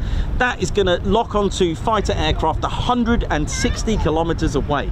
That you can just throw away the Top Gun theatricals of dogfighting, because at the end of the day, if you're going to lock onto aircraft that far away, then what's the point? However, there are 2 things I need to tell you. One, it can even lock onto targets 300 kilometers away. What I mean by targets, I mean by aircraft, large aircraft, big bombers, cargo aircraft, 300 kilometers away. Could lock onto targets, about 20 to 30 targets, and it can also prioritize on about 6. Now, what I just said there about dogfighting, pilots still need to learn aerial combat. Why? Because there are going to be situations where you will encounter it. You may be going on a low-level strike. Why do they go low-level? To evade radar. Why do they do that? Well, radar points upwards, and because thanks to the curvature of the planet, it is round. Sorry, flat earthers, but as the radar is pointing its frequencies up, being curved, if you go low, you're going to avoid the radar because it's naturally pointing up. It's not pointing down.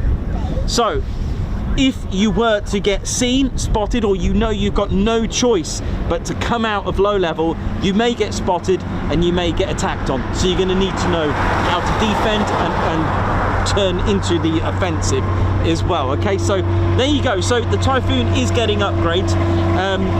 It can, I think it's got about 110 degrees, so about 220 broad span around it, so it can search and track. Wait, before I tell you that, I need to turn the Typhoon this way, because we do have what's called an IRST. This thing here that looks like some sort of CCTV. It's been put on a decking here. This mount. I don't know if you can see that mount. And we've also got like a CCTV cone that sticks out here. Now, not all Typhoons have them. Austria and the German Air Force, they decided not to go with it. It is what's called an IRST. It's a pirate IRST. It's not FLIR. It does do FLIR. Now, what's FLIR? Forward-looking infrared. What is IRST? Infrared search and track. So FLIR is forward-looking, okay, infrared. So it basically looks ahead in infrared, so the pilots can see at night in the cover of darkness. IRST, infrared search and track, it's searching and constantly tracking. It's pointing everywhere, and what that does for the pilot, it gives them in HD, ultra high definition, in 4 different filters, okay? What I mean by filters, the pilot's not posing for a Instagram selfie or anything.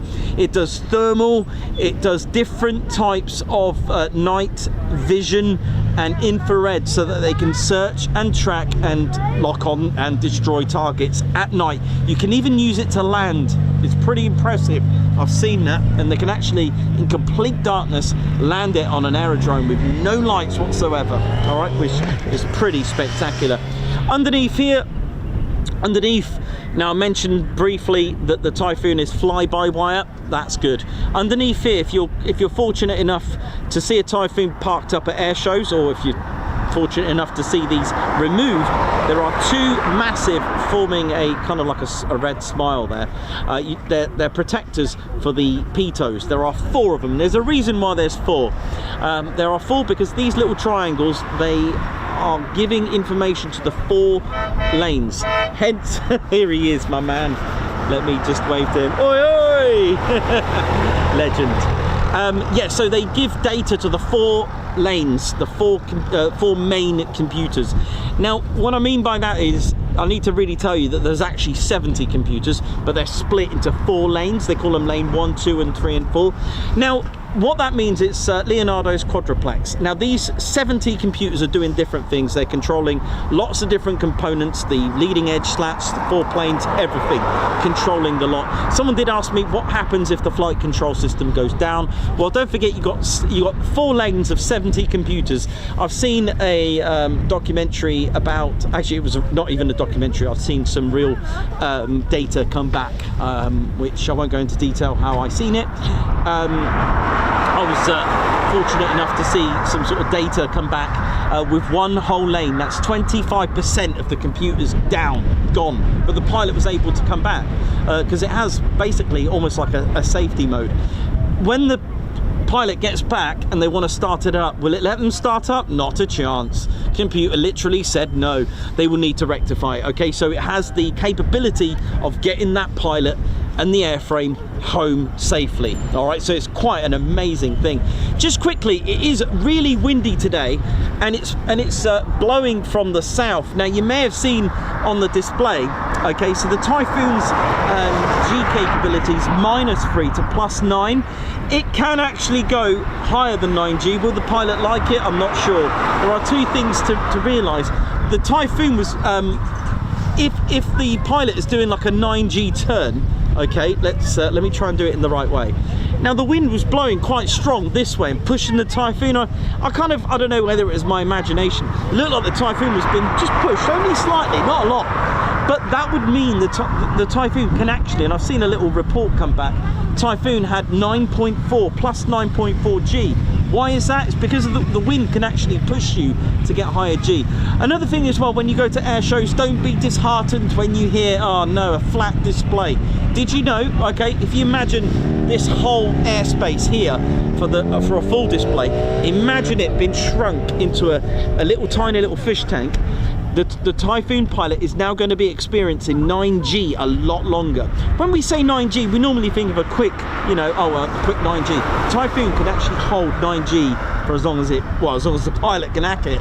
It stays in 9G, and flat displays are actually a lot more. There's a lot more 9G involved because you're doing that full display in some ways in a tighter tank, in a tighter airspace. It's quite phenomenal. What does 9G mean? Well, unless you're flying, we're all experiencing right now 1G. Okay, that's 1 times the force of gravity. We're all experiencing that pull. You know, that our blood is actually being pulled down to our feet, you know, and then basically 2G means technically you now weigh, you're feeling gravity times 2, and then 3G means you're feeling the force of gravity times 3. What does that actually mean? Well, it means you weigh 3 times heavier. So 9G, you now weigh about, I don't know, a Formula 1 car. That's a lot. You weigh 9 times. Not very flattering if you're into your weight. But weighing 9 times is not very flattering. And Typhoon pilots have told me they can't actually touch the controls when they're pulling 9G. They physically cannot extend their arm out. They cannot do it. Negative G is going the other way. So the blood and the weight, you know, you're feeling the force of gravity down. Force of gravity is going up. What does that mean? It's painful. Why? Because the blood is now going the wrong way. It's going up to your head, which 9G is very uncomfortable. There's not a lot you can do about it. The pilots do have G suits, which actually they've got a horseshoe. You may have seen that horseshoe. The whole thing inflates and it creates pressure and tenses the pilot. The pilots will do a lot of exercises and training to tense and cope with G. Also, when they're pulling a lot of G, they're not going to get a lot of oxygen because their body is tightening up. The Typhoon is force-fed oxygen. You can tell also, that's very that was good. Didn't get away with the Ted Coningsby camera. But anyway, where was I? Totally lost what I was going to say. But anyway, we were talking about G's. But anyway, we'll move on from that. Anyway, that was pretty good fun there. Acrylic canopy. You've got the 4 planes. We spoke about 4 planes. Typhoon doesn't have elevators, you know, to make it, you know, control its angle of attack. So the 4 planes, they move simultaneously. They're not like canards, which move individually. Quack, quack, quack. If these are pushed up, the nose pushes up. The angle of attack increases. 4 planes down, it bunts. The aircraft bunts down. Now, let me get my other model. Let's have a look at it now. Right. Some maneuvers to learn. If the Typhoon wants to descend really quickly, you're probably thinking just, you know, push those in the downward position and it will bunt. That is going to give you negative G. You may have seen a social media video going around of an F-35 doing this and then descending. That is the correct way to do it. Why did the pilot do that? Well, you invert the aircraft and then you descend quickly. Reason is to avoid negative G. The minute you bunt really heavy like that, yes, when you're descending very gradually, you can bunt a little bit and just descend, right? But if you want to literally get right down, even if you want to do split S's and half Cubans and Cuban 8s and all that kind of fancy stuff that we've seen today, what you want to do is invert the aircraft and then go down. What you're doing, you're maintaining, because that blood is pushing up. But wait, your feet are there, so you're going to experience positive G's rather than negative G's. Hope that bit made sense. Okay, where are we on the Typhoon? Where are we? The Typhoon can be refueled air to air here. It ejects a probe. You've got your air brake here. Okay, that's enough drag to slow the aircraft down. You can also use the 4 planes as a speed brake as well. I know. By the way, something we keep, well, I forget. In here you've got the BK 27mm Mauser cannon. Oh yeah, about 150 rounds. Something I've forgotten as well. There is a hang on, I forgot the word. Actually, oh, defense aid subsystem. I know, I keep forgetting that. There's a little pimple here, and these bits here and here. And you also got you may have heard of MAWS, missile approach warning. That is the Typhoon's defense system. That is a warning system. This little probe here, that's your MAWS, that's your missile approach warning, but we'll get to that bit in a moment. Right, let's have a little look at the intakes. What's going on the intakes then? Let's have a little look. So you've got adjustable cowlings. They're variable. They adjust the amount of airflow. You've also got a splitter here. Right, how are we going to do this?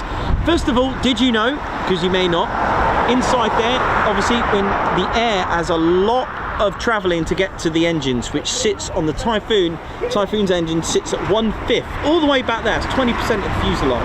That is a long tunnel. Right, 2 things. One, you've got the fan spinning round. It's going to meet your compressor, the big fan, first of all, the 3-stage fan. Well, the thing is, that creates a bit of heat. Radar love heat. They're like, oh, something metal, something hot, I'll have that. Well, wrong, because the Typhoon, when you look inside the intakes, it sits quite high up. That's called an S duct. Now the good thing about that, it hides the heat created from the engines, okay? Now the good thing about that, that gives a lower radar cross section. The F-35 has something similar. It's called a serpentine because the intakes are on the side, so it goes like a snake, I guess, hence serpentine. And also, did you know that the Typhoon, oh actually, sorry, correction. Did you know that engines do not like supersonic speed? You get supersonic speed going in there, it's going to cause some shock waves and actually damage your engine. So what you do, you control it, not only with your variable cowling, but this little splitter here. When an aircraft is going through the air like that, you're going to get a lot of air that sticks on the edges. That's quite draggy, that air. That is what we call boundary layer when it comes to aviation. It's air that sticks. If you didn't have this splitter, that draggy air is going to end up hitting your fan. So imagine a fan spinning round, got draggy air, and then you've got your normal air hitting. You're going to get two differential types of air. You're going to get low pressure and high pressure air. That difference is going to cause fatigue and damage. There's actually a word for that and I forgot it. It's going to damage your engine. So what you do, you have a splitter diverter here, a boundary layer diverter. In the real world, it's like a mesh here, it's grilled here, there's holes. And what that does, I think the F-22's got these as well, but on the inside, actually sucks up any draggy air from the boundary layer. So there you go. Typhoon does have a little ladder here somewhere. Actually haven't seen it, don't know where it is, but anyway, right, we're going to work our way. Something I do forget, and I get asked this quite a lot, what is this bit here with the soot? That is your auxiliary power unit exhaust. That's burnt fuel because you can start the Typhoon at a push of a button, and this is just soot, basically burnt fuel. Right, what else we got here?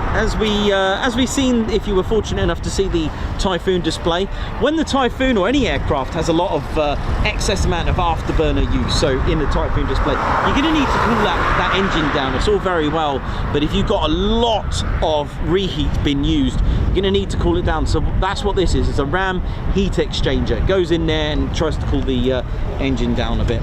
Right, let's flip the Typhoon a little bit. So some Typhoons have blue tack, so you can land it on your desk, on your table. The Typhoon has a decoy system by Leonardo called Bright Cloud, and it's quite clever.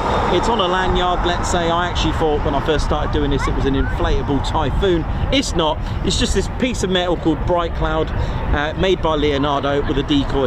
Now you can use this if you're going to go in enemy territory on the battlefield. You can use this to jam and do electronic countermeasures. If you are going to get attacked on, you can actually try to break all the locks of enemy fighters as well that are trying to get a lock onto you as well. All else fails, you can actually produce a signature of your own aircraft, and actually, well, you know what's going to come next. It's going to get that instead of you, which is what you want really in that circumstance. So like I said, you've got a missile approach warning system as well. Infrared and guided ordnance are two different things, of course. If it is a guided missile that's after you, you can dispense chaff dispensers under here they've got, and it's bits of metal that fool enemy radar. You can also use it when you're going into combat, when you know there's quite a bit of surface to air missiles as well. You can use that. Infrared missiles after you and rockets, you can use the flares. That's what these little holes here are. All else fails, what you're going to have to do, it might sound primitive, but it's the way to do it, is to aim for the sun, and hopefully the heat will deter the ordnance. Typhoon's got 13 hard points in total, so you can have let's allocate the 13th to a center drop tank. You can also have what's called the lightning pod, which is like a laser guided pod, a bit like Lantern actually of the F-15, a little bit like it. So if you've got 13 hard points and one dedicated to the 13th dedicated to the center drop tank, you can also have another drop tank on each wing, so that leaves you now with 10 hard points, 5 either side. You can have 2 on the inside of your fuselage and then 3 on the wing, so from paveway, brimstone, all that kind of stuff. You can also see the Typhoon also has an arrestor hook. No, it cannot land on a carrier. It's a completely different airplane for land, especially that. So I hope you got to enjoy the Typhoon there. 24,000 pounds empty, and let's have a little look at the engine as well. There are startups, so that's a good sign.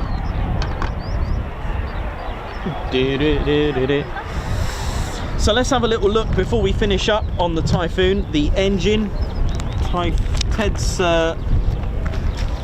yeah, this is Ted's,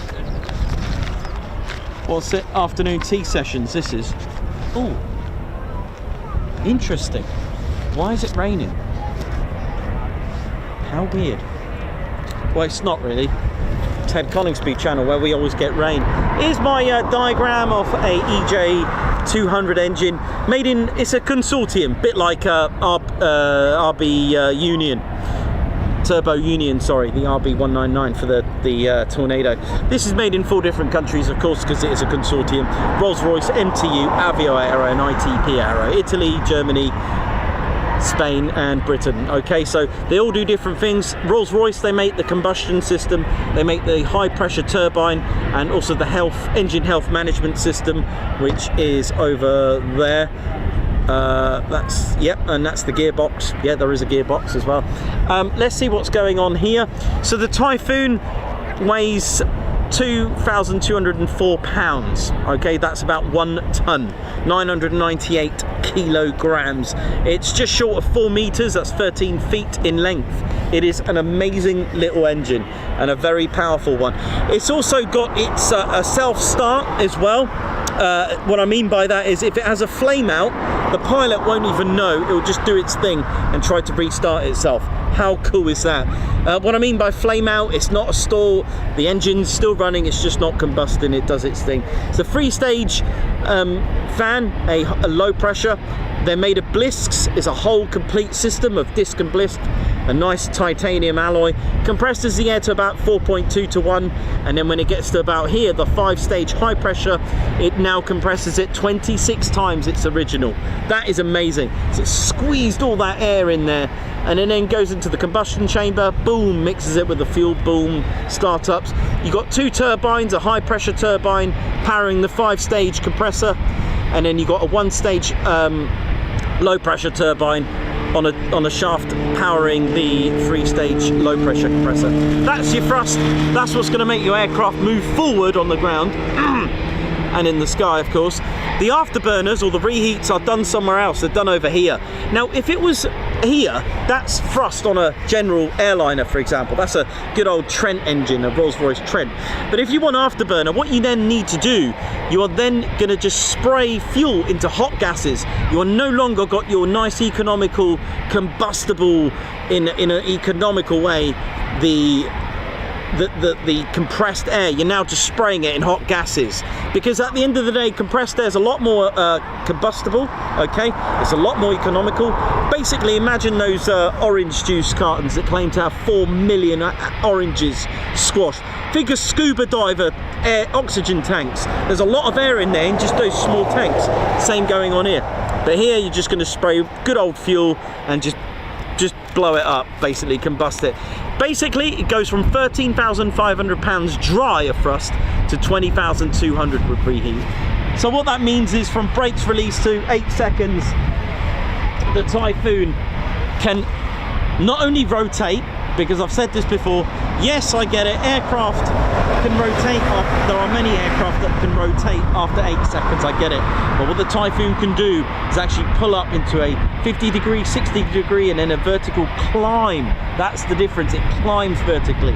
Trust me, not many aircraft can actually do that because of the thrust to weight ratio on the Typhoon. 22 seconds later, it would have gone supersonic. It is able to do that. So speeds roughly when it pulls up, it depends on the pilot, about 185 miles per hour when it's doing a performance takeoff, as they call it here, yeah? So brakes release, 8 seconds, 50 degree, 60 degree, and it can start climbing. A lot of people ask me, well, how many G's is that? Trust me, not a lot, only about maximum, and I mean maximum, and that's probably even on the turnout, 2G. The reason for this is because the Typhoon's got an amazing thrust to weight ratio, all right? Even fully fueled, the power of the Typhoon is way above the actual total weight of it. So what that means is it can accelerate vertically. You may see at Lakenheath, the quick climbs that they do, because those aircraft haven't got the thrust to weight ratio when they're fully fueled. It means what they've got to do is get 450 miles per hour before they can pull up. So that's clearing the whole runway and then pulling up. Now you're talking about 5 to 7 Gs pulled on that when you're going 450 miles per hour. Now remember, I really emphasized on the word fully fueled, because if an F-35A was to have 50% of fuel, yes, it can now have a thrust to weight ratio of 1.05, which means it could do, after 8 seconds, start climbing vertically from just between 9, maybe 10 seconds. There you go.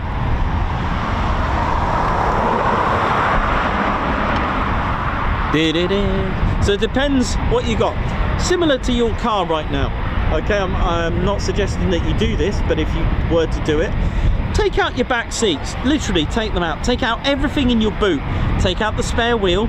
In fact, take out the door panels. Take them out. Don't.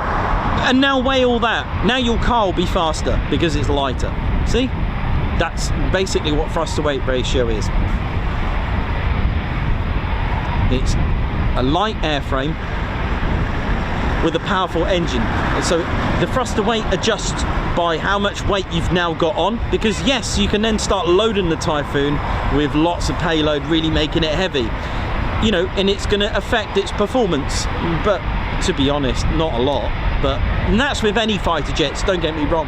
The F-35A has got the world's most powerful engine in a single fighter jet. 43,000 pounds of thrust. That is going to do a lot. That is going to give you a lot of maneuverability and power and all that kind of jazz. Amazing.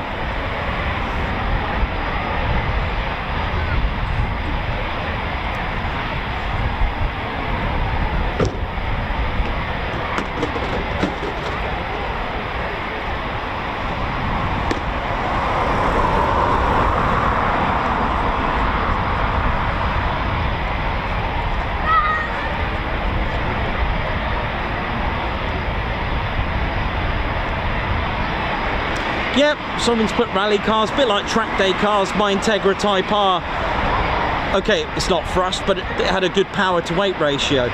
You know, it's the same sort of thing.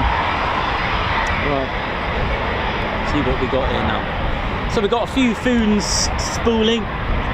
So it's not going to be a full show today, of course. It's just Ted's afternoon tea session. And I hope you're all enjoying it. Don't forget to hit the like button and do subscribe to your one and only Ted Coningsby channel. We're going to try and get 1,000 likes before we go. Leighton Prado Mark II Escort, UK G85. And if you've got any questions, about the Typhoon or even history about here, do give me a shout. I'll do my best to answer it for you.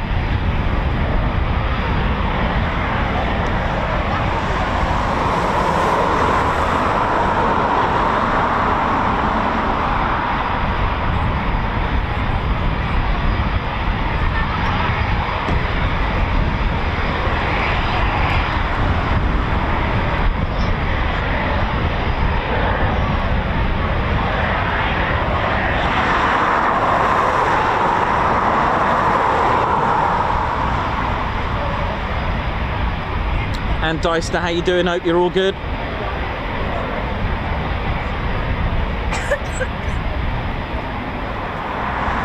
UK G85, does the Typhoon have any relation to Eurofighter?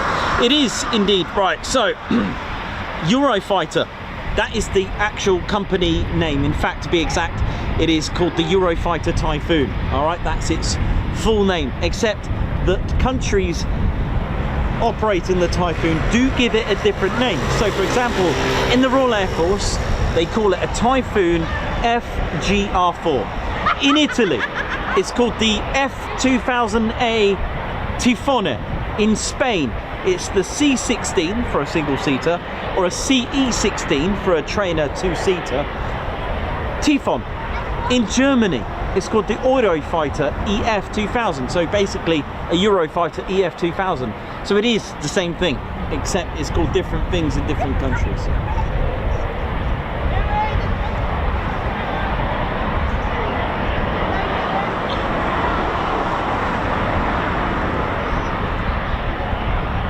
Which you may see on some text saying about the F2000A, a type of Eurofighter. That kind of thing.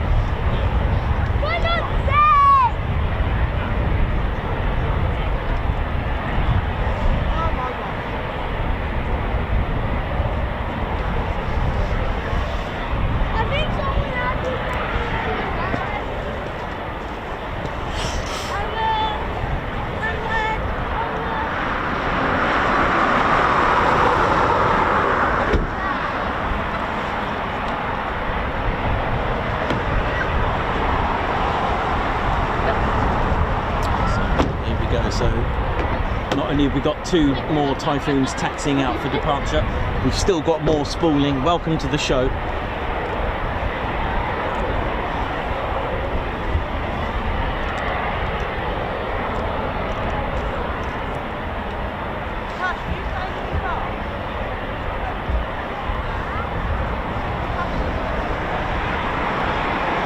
And another Typhoon taxiing out for departure.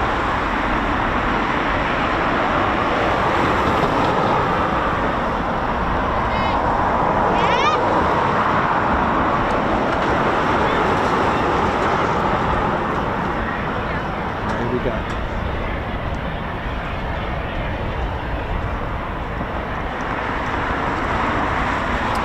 So the latest and greatest model tranche is Tranche 4, I believe Germany have ordered those. The radome itself is constantly being upgraded as we go. So they are getting upgraded inside that nose, which is a good thing. Louis, come on!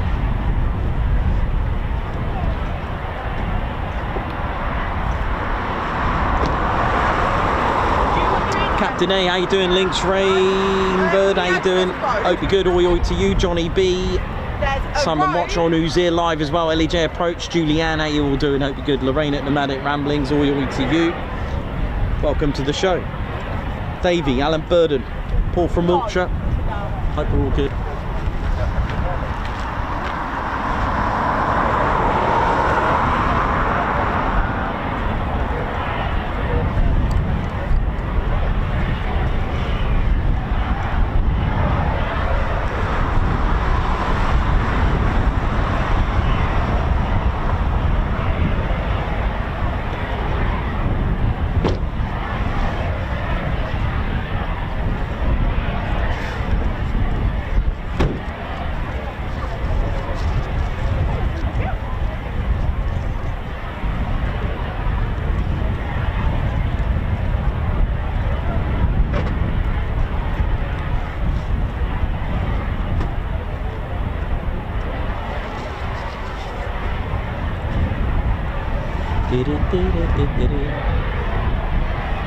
Oh, it's the DA42. Yeah. Gonna get that and all. I love that aircraft. I think it's pretty cool.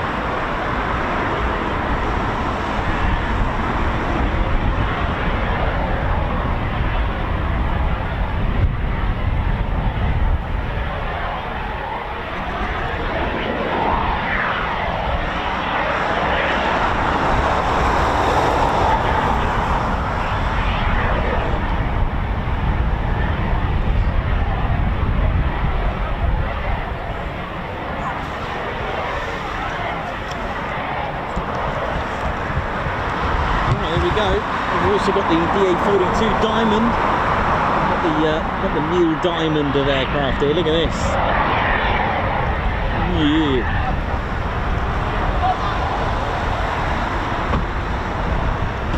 Neil Diamond. That just nearly just took my head off. Did he?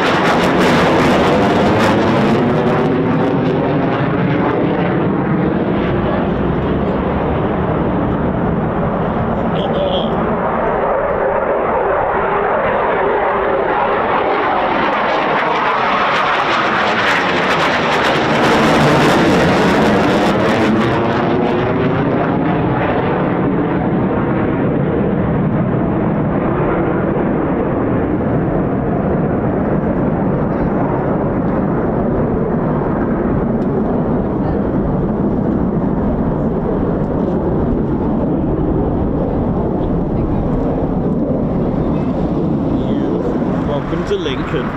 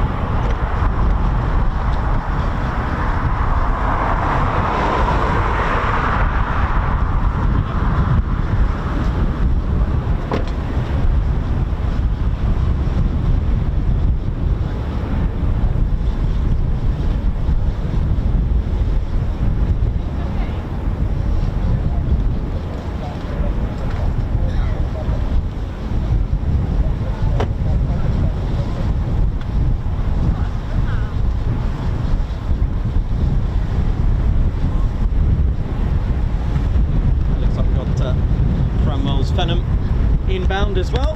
Nice little surprise.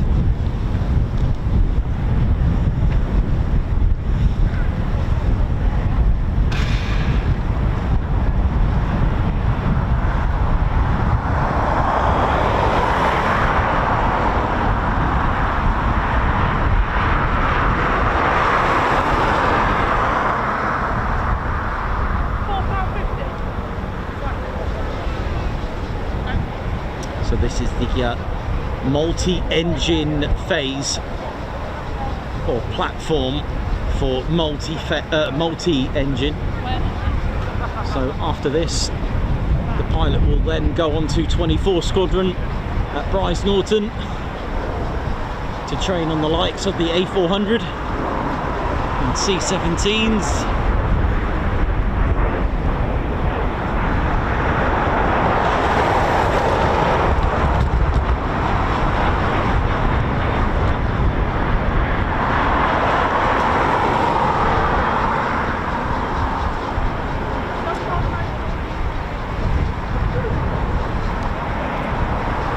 Rapid, isn't it? Look at this. Easy. Here we go. So that's backtracking. Backtracking is when you use the runway to taxi, but the opposite direction. So basically not the direction of it in use. So this is called a backtrack.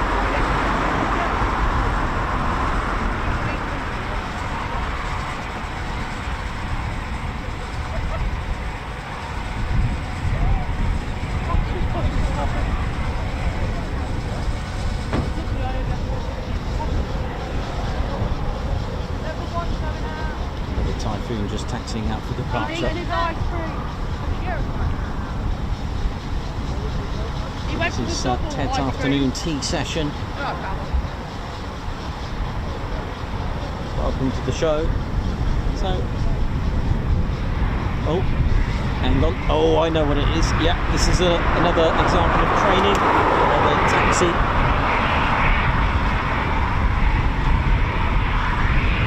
So we're looking at our future generation of frontline Typhoon pilot right here.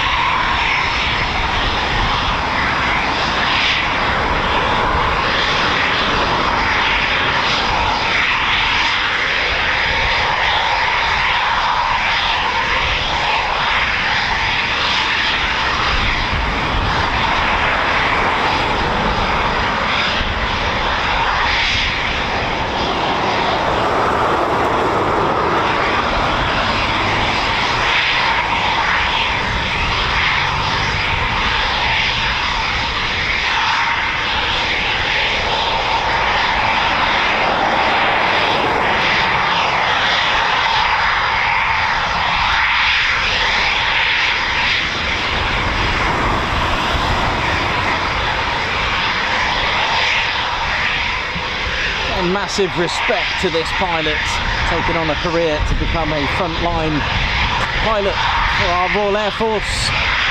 This is their first time in a Typhoon. This is what they do, just taxi. The next time though, they'll be up in the air.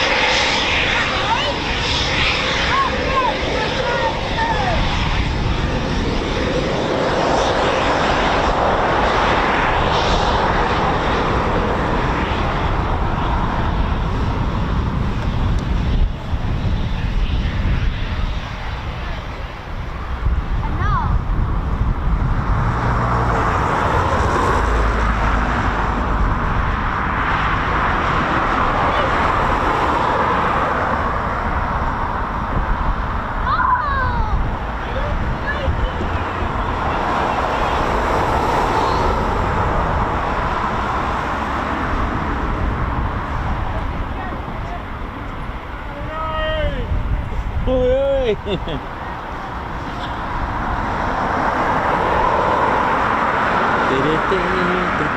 So we've got another Typhoon departing very shortly.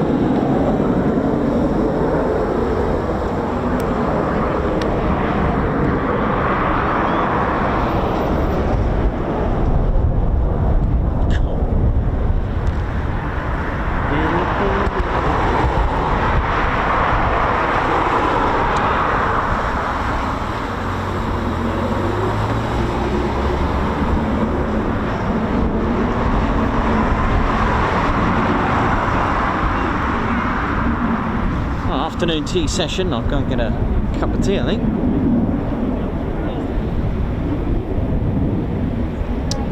I did manage to catch a performance takeoff this morning.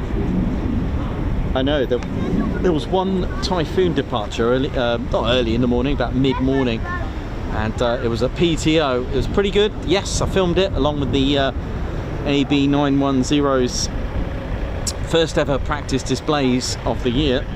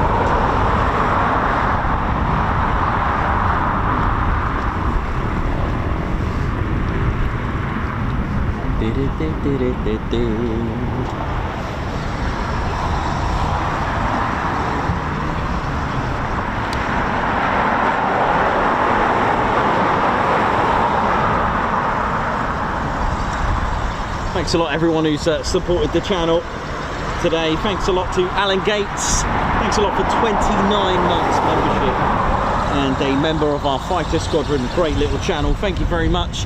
It'll always be our little channel, right? Steve Evans with a whopping 42 months.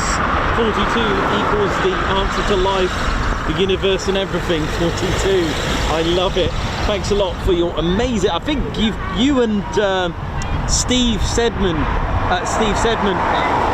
between the two of you, I think the two of you have got the most amount of membership there. Alan Burden with a whopping 34 months as well, from Ted's first video to here. What a channel. Thank you very much, Alan Burden. Dieter, thanks a lot for your super Guards March. Marnie, thanks a lot for your 33 months as well. Time flies when you're having fun with the TCS. K Duff with 31 months membership. Guess what's coming, Margot?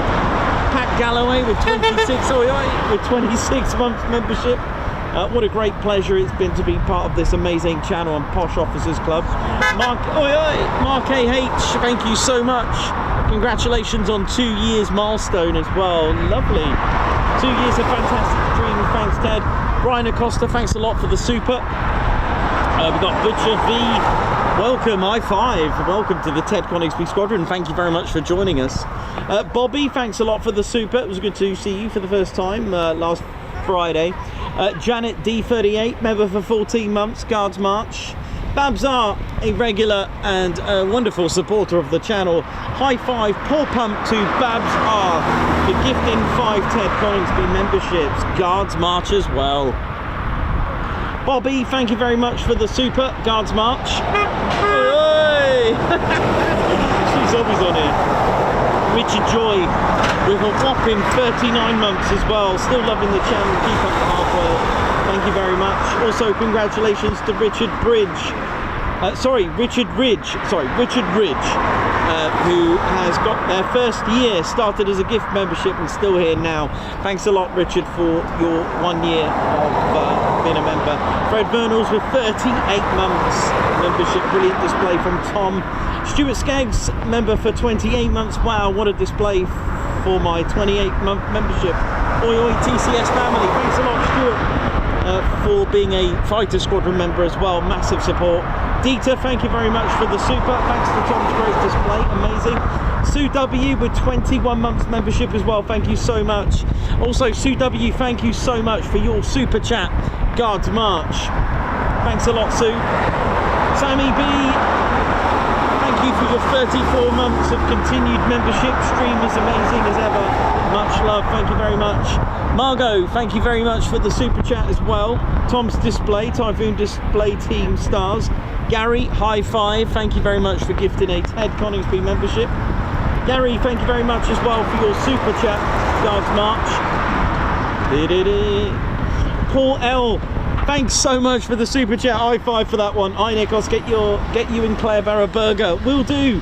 Definitely will do. Thank you so much. And Deister catching up. Well done, Tom. A superb display. You're almost there. Oi oi Ted, Nikos and Spannerfly. Thanks a lot, Anne, for the super chat. Johnny B, 30 months membership. Thank you very much. 2.5 years down and many more to go with Red Ted. Nice one. Kurt Cat, thank you very much as well, and congratulations for 2 years milestone. Oh, looks like we've got the Phenom there in the skies. We'll get that in a second.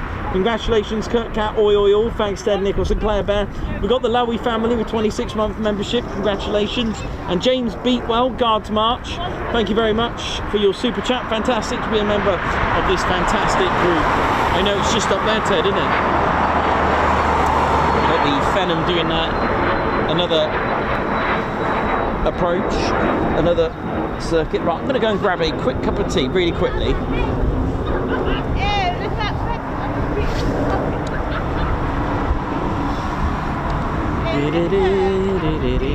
Right, we're on.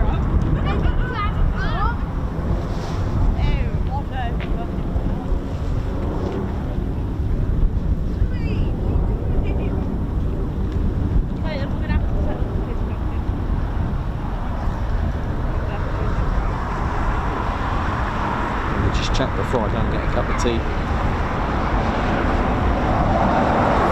Yeah, a few seconds to go and grab a quick cup of tea.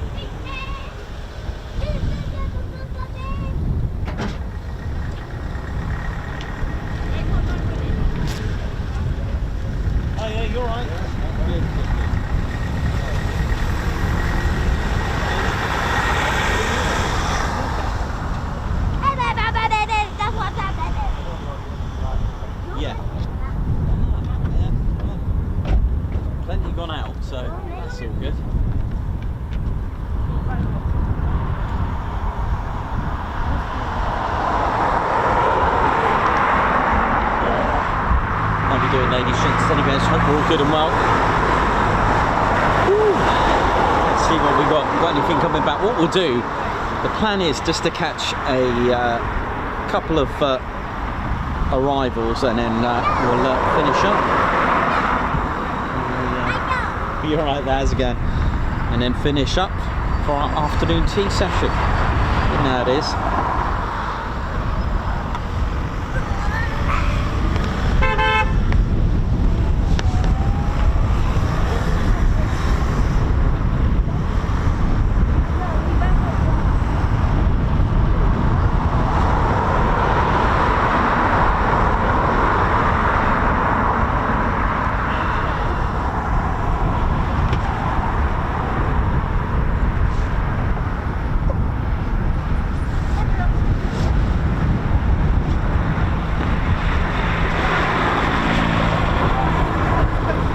Don't forget to visit our online store.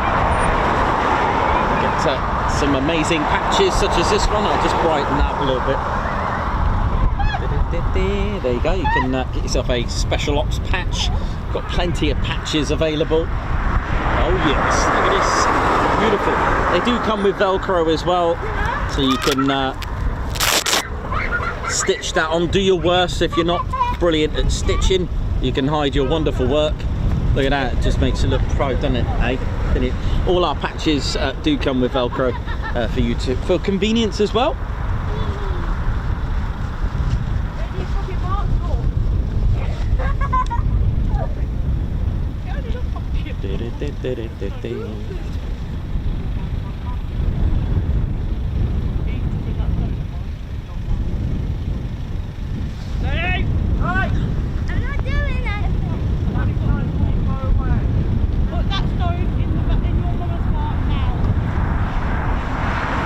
Yeah, visit tedconingsby.co.uk. We do ship globally as well, ship around the world.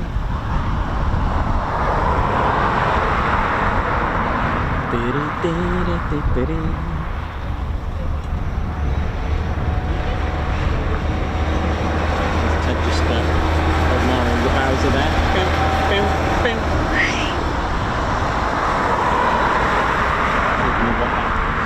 Means, but Ted loves doing that lately.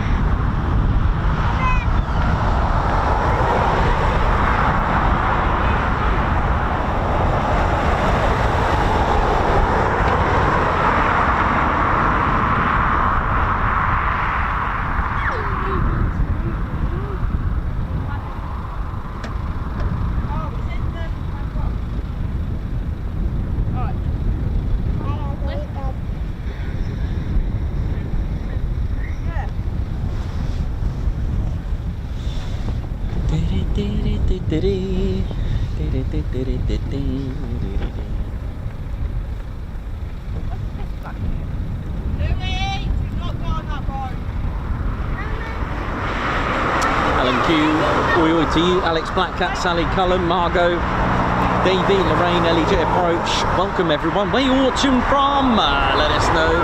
Hope you've all had a good weekend as well. I know it feels like a Monday, but so the plan was there was a note. Tomorrow was supposed to be a day off, and I've swapped that now with Monday. So there we go. So we're all good. So we'll be streaming tomorrow. That's all good, Tasha.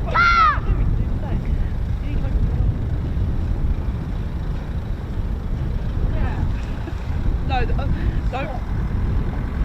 don't push on my one. How are we all doing, ladies, gents, teddy bears? How are we all doing? So a little bit of a different show today. A little bit of a how we doing?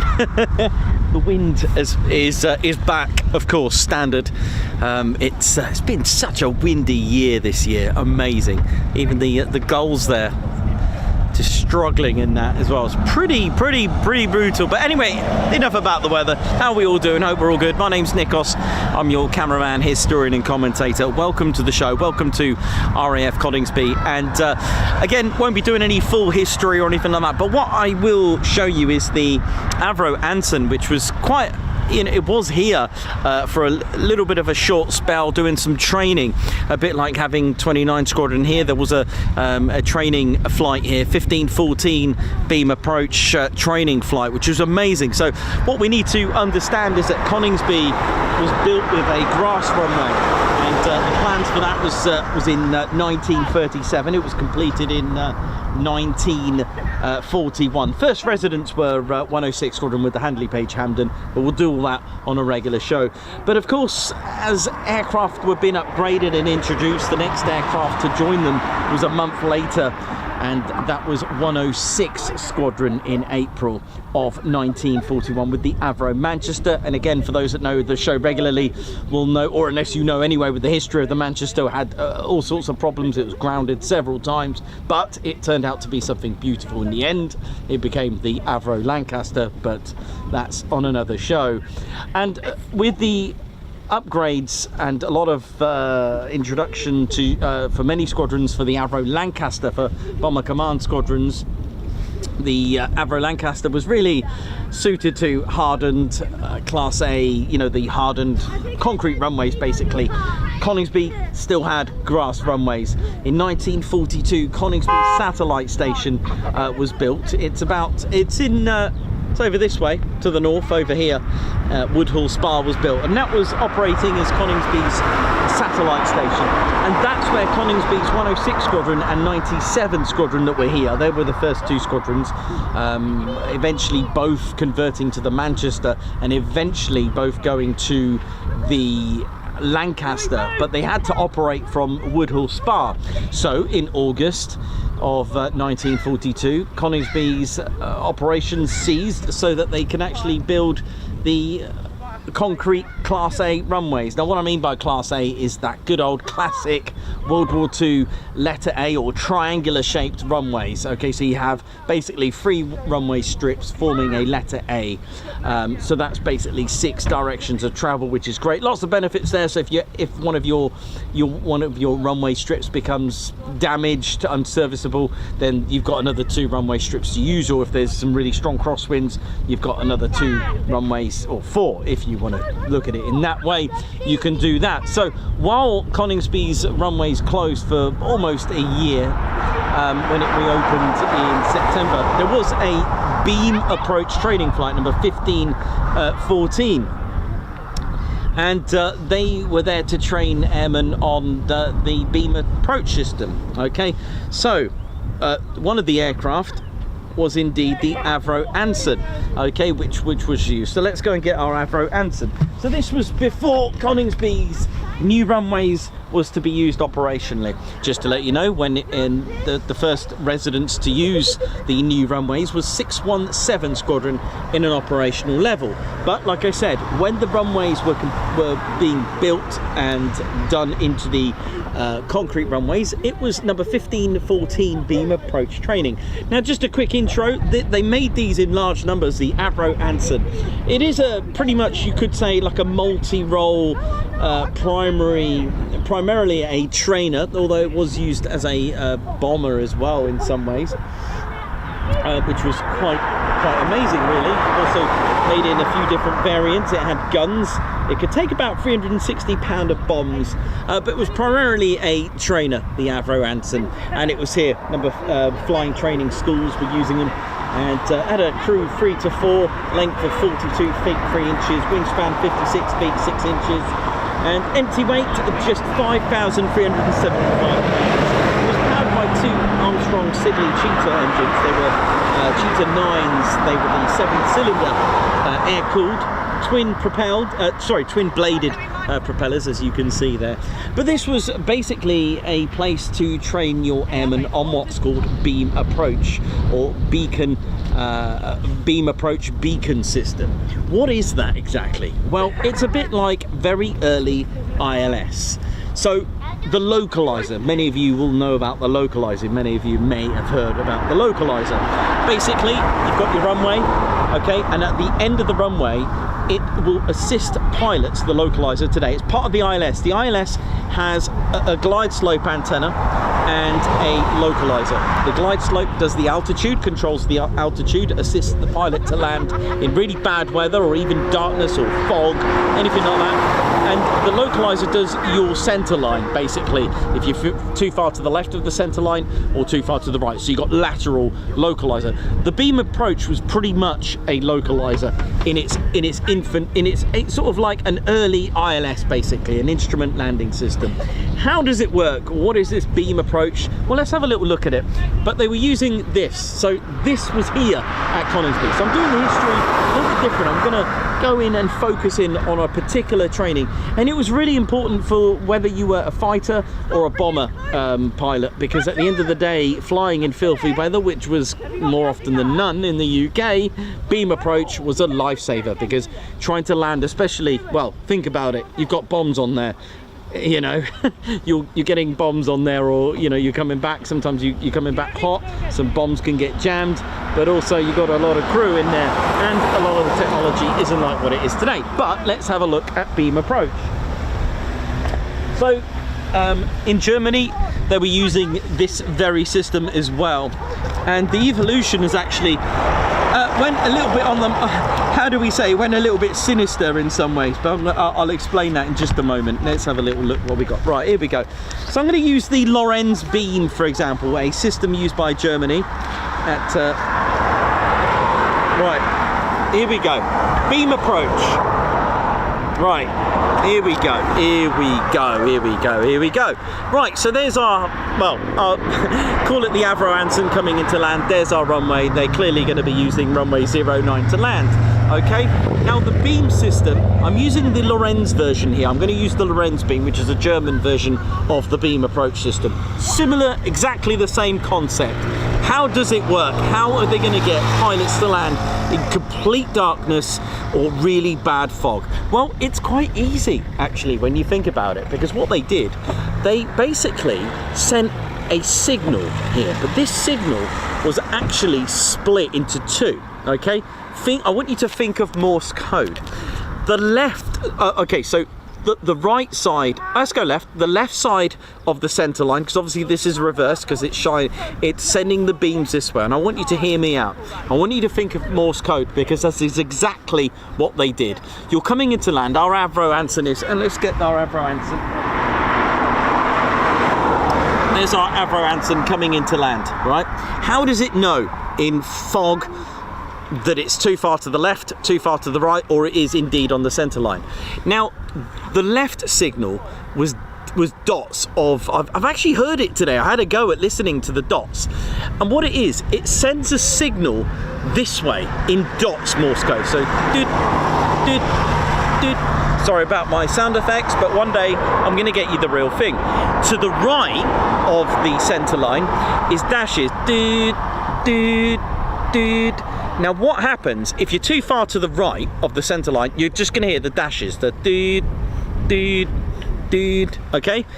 When you start getting closer to the center line, you're going to start to hear the dots, okay? If you're too far to the left, you're going to hear doot, doot, doot, and the plan is to meet in the middle. Now, when you're in the middle, called the equi signal, that tone was a permanent tone. It was just a complete tone that sounded like this. Okay, sorry about my sound effects, but I want you to hear me out here, because I want you to see what's going on. If you were to match those dots with the dashes in the middle, you're going to get one continuous signal. So basically, almost like short-circuited some of the signals in some ways, but that's one way of doing it. But that is what the tone they were looking for. They were looking for a permanent tone. And the way they did that is where the dots met the dashes in the gaps, okay? So when you start, if you're over here, you're going to hear the dots until you start to hear some of the dashes. And then when you get right in the center line, it's just one complete tone. If you go off track, you're going to start to hear more dashes only rather than the dots. Does that make sense? I hope that makes sense. And that's what 1514 beam approach training flight we're doing here at Coningsby. So the Avro Anson was here for a training purpose. And then, of course, indeed, September of 1943, when the runways were ready for operational duties, it was indeed 617 Squadron that arrived here with the Avro Lancaster. Now, I said about sinister, didn't I? Well, the Luftwaffe and their bombing campaign took this to the next level. I want you to think about this, right? If you could land on the centre line, then in Germany they took it to another level. What they did, they basically had the same beam approach system but for bombing. If you imagine that tone of being the target, that's when you release your bombs. What they did, the pilot would follow the dots until they met up with the dashes, until they went right in the middle, that complete, they were looking for the equitone, and that was the release point of the bombs. Because in Britain, and our crew and our air ministry here and the people of Britain were wondering, how on earth are they bombing at night so accurately? It was because they took their landing system and used it for bombing. But it didn't take long for the likes of Robert Watson-Watt and Robert Jones to actually crack this code and actually made a fake signal so that they dropped the bomb somewhere else. They actually countered it by having these fakes. And that's what's called, my friends, the Battle of the Beams. Let's have a look, what else have I got here to do with beams and stuff. There's, oh yeah, and then, I mean, that was the Knickerbein. And then the XURAT was a timed system, then they did the YGURAT. But I'll talk to you about that. I've actually got that on a particular live stream. Really clever systems that they were using, but that, so it went from using ILS as a form of way of bombing. Pretty impressive, really, if you think about it.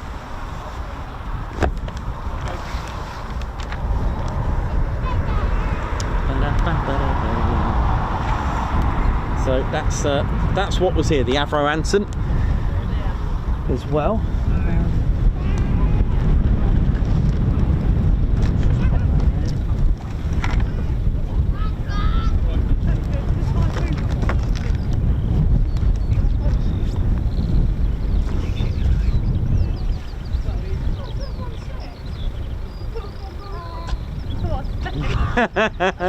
Fair play to you, man. It's got to be done, isn't it? Enjoy. It's for you as well. What? It's for you as well. Are you sure? I'll eat all that. That's hilarious. Well, there's one not far from here. Yeah. It's not far at all. I'm just trying to see how far the Typhoons are. No, there's still.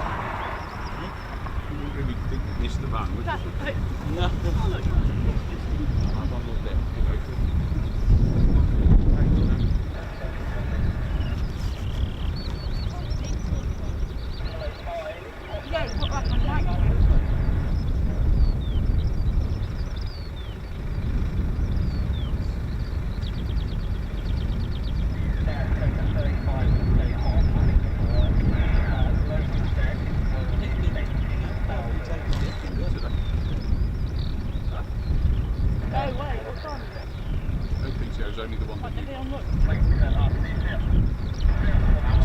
Just went straight up and didn't stop. I don't know how they can do night training. got Tom's climb out from the anyway. Oh yeah, that was good.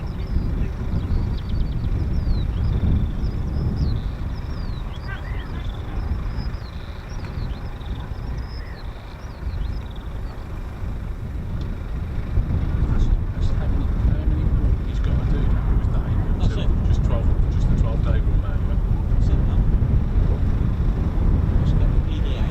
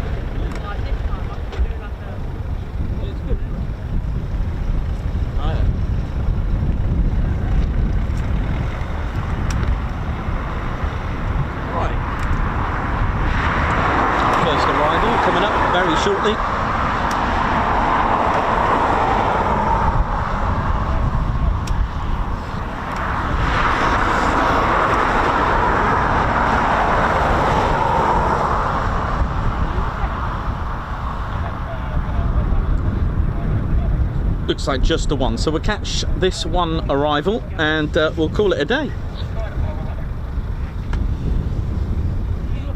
Ted's afternoon tea session nearly complete.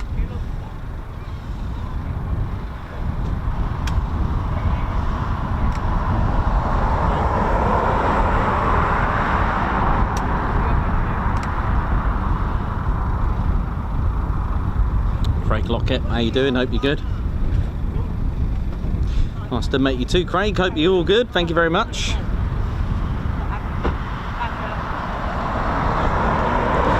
Not many to go for 1,000 likes, actually. That's really good. Thank you so much. That's awesome. I can do it.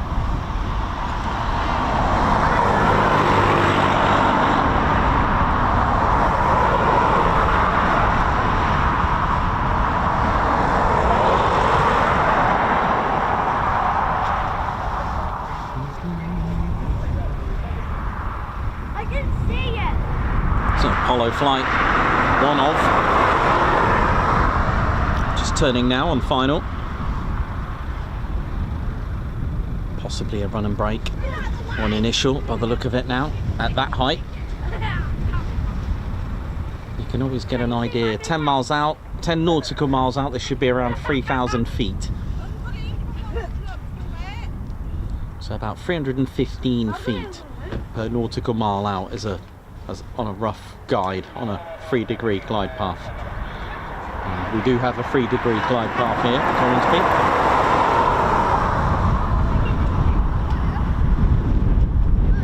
Coningsby. Okay, here we go.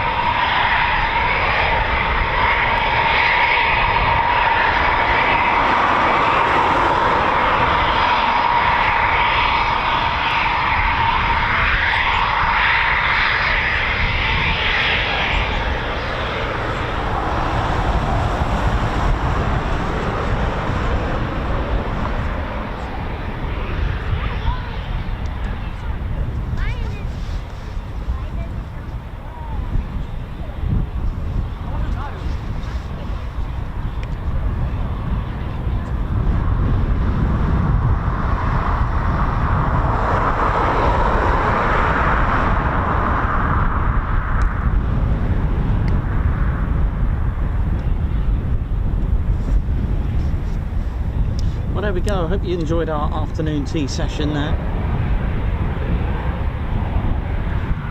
Got another one tomorrow for you. Another afternoon tea session.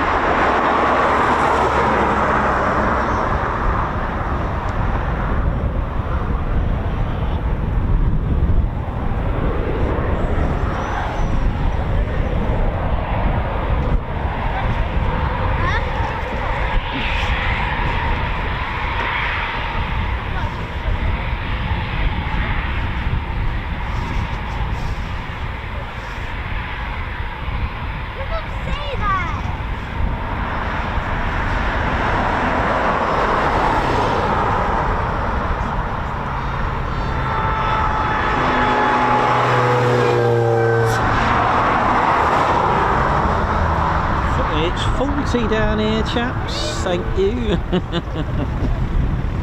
Right.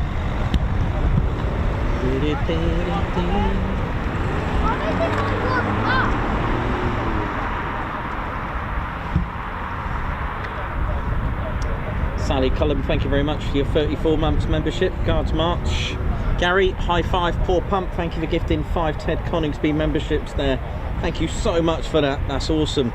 Thanks, Gary. Also, Mark Brooks, high five. Thank you very much for upgrading to the TCS Posh Officers Club. Thank you so much. Right, I think that's our afternoon tea session. Oh no, maybe, hang on. No, I think we've got one more. Ted, we've got one more, mate. Don't go anywhere, we've got one more. We've got Apollo 1-2 just coming in now, so we'll catch this one as well. Hang on. Rewind selector. Let's catch this other one, and we're not going just yet. Hang on. Got one more to catch as it's nearby. Might as well get 2 landings while we're here, innit? You know what I mean?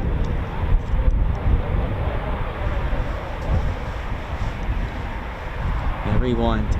Still here.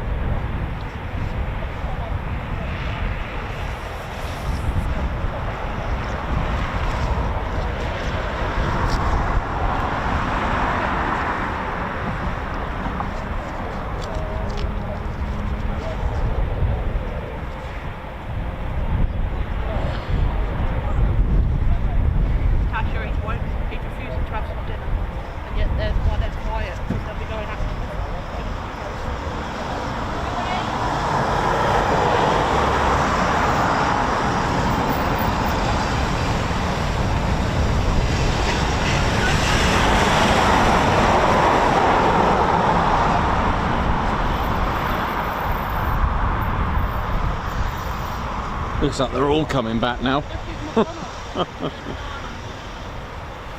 Looks like they're all coming back, so we may be getting more than what we wish for right now. Oh well, more for us to enjoy.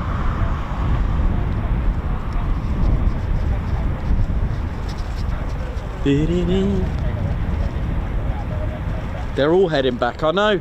They're all coming back, so we're here to stay. Oh well. Daniel Roberts, Andy Lawrence, Captain A, Margot Wibbs, how you all doing? Everal, Roy, Lorraine, Simon Watchorn, thanks for the pizza, man, that was awesome. Wouldn't surprise me if the Chinook heads back as well with us, you know, well, just mix it up there now. Oh, thank you very much for those that visited the online store there. Nice one. Thank you very much for that. That's wicked.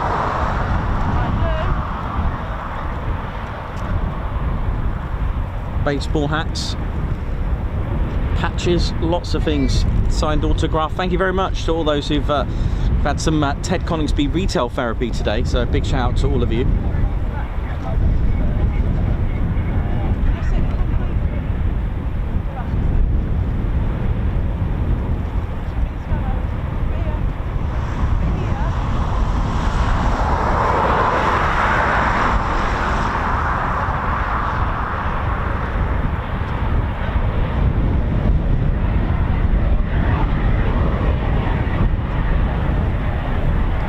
Millions of them, yes, absolutely, Chris. Here we go. Here comes our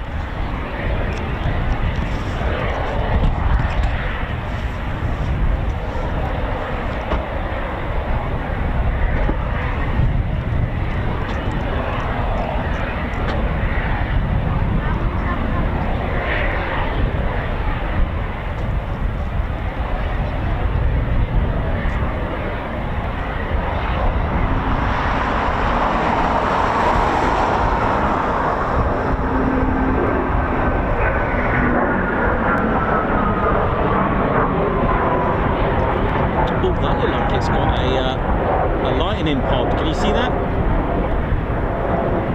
I'm sure that's a lightning pod on that one. Nice.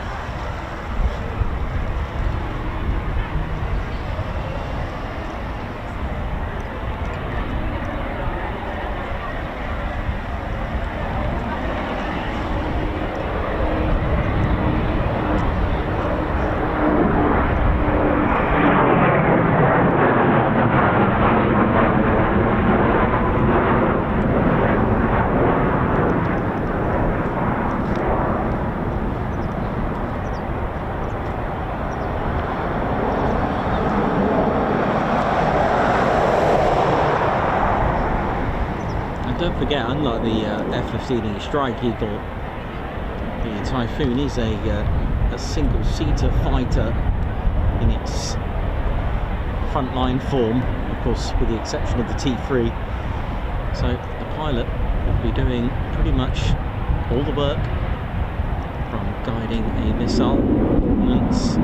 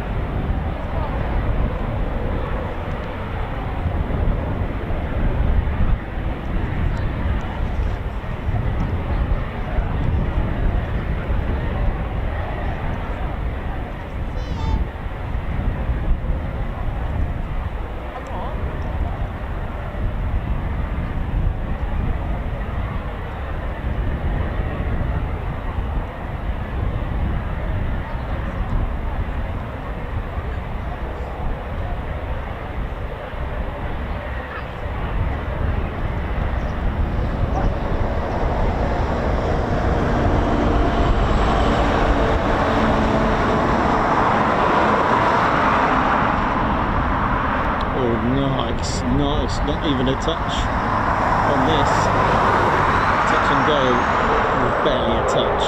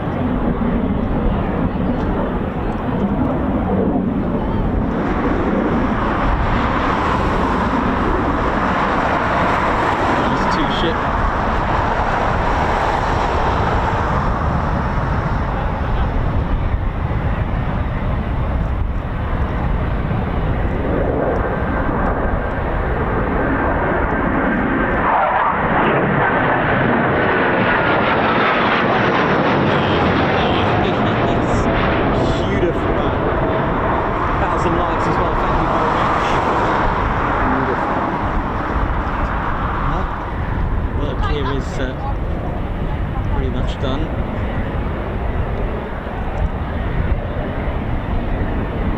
I hope you enjoyed the afternoon tea sessions.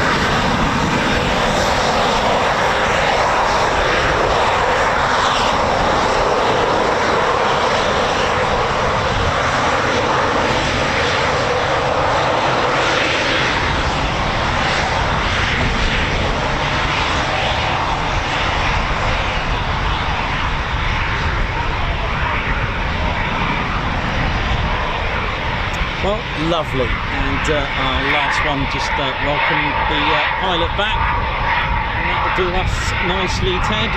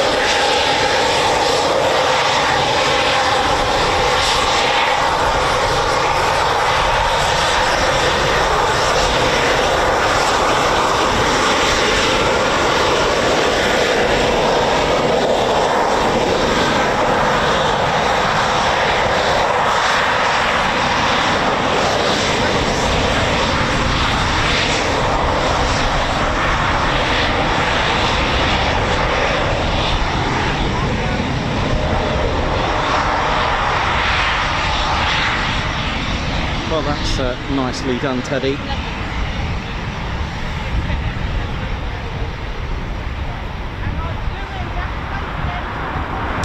Well, a lovely afternoon tea session, and that's us done, ladies, gents and teddy bears. Thank you very much.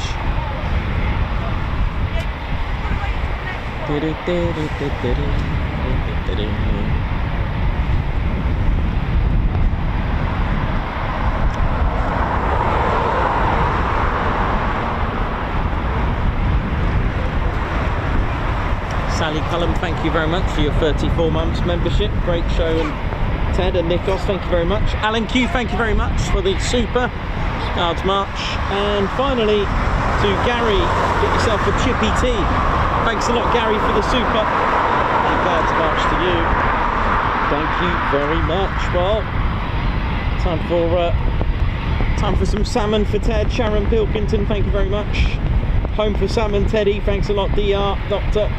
Johnny, Jan Clark, Davey, Melody, thank you very much everyone. Margot, Davey, Blocks, Doug Ross, lots of you on here. Ellie J Approach, Vina, Paul Heesman, Lorraine, Melody, Batter Purple, Alan Burden. Lovely to see you all on here, and lovely. Thank you very much, ladies, gents, and teddy bears. I hope you've all enjoyed it. It was a good bit of fun. And same again, afternoon tea session tomorrow. I know. So a little afternoon tea session. Keep your notification bell button on, where you'll be finding out where we are tomorrow for more afternoon tea sessions. Ladies, gents, teddy bears, as always, thank you very much to RAF Coningsby for keeping our skies secure, and of course our members and our viewers. Thank you so much. A salute to all of you. Thank you very much for tuning in today and supporting the Ted Coningsby channel. Well, I hope you enjoyed the afternoon tea session, and tomorrow in the morning you should have the Spitfire's first display, AB910. I know, it's awesome. Do check it out. So, ladies, gents, teddy bears, my name's Nikos. I've been your cameraman, historian and commentator. This is Squadron Leader Ted Coningsby. You've been watching the Ted Coningsby channel live here at RAF Coningsby. So for the last time for today, it is see you soon. Wish you well. See ya. What's that, Ted? Oh, a Guards March. High five to Simon Watchorn for the pizza. Thank you very much. Love it.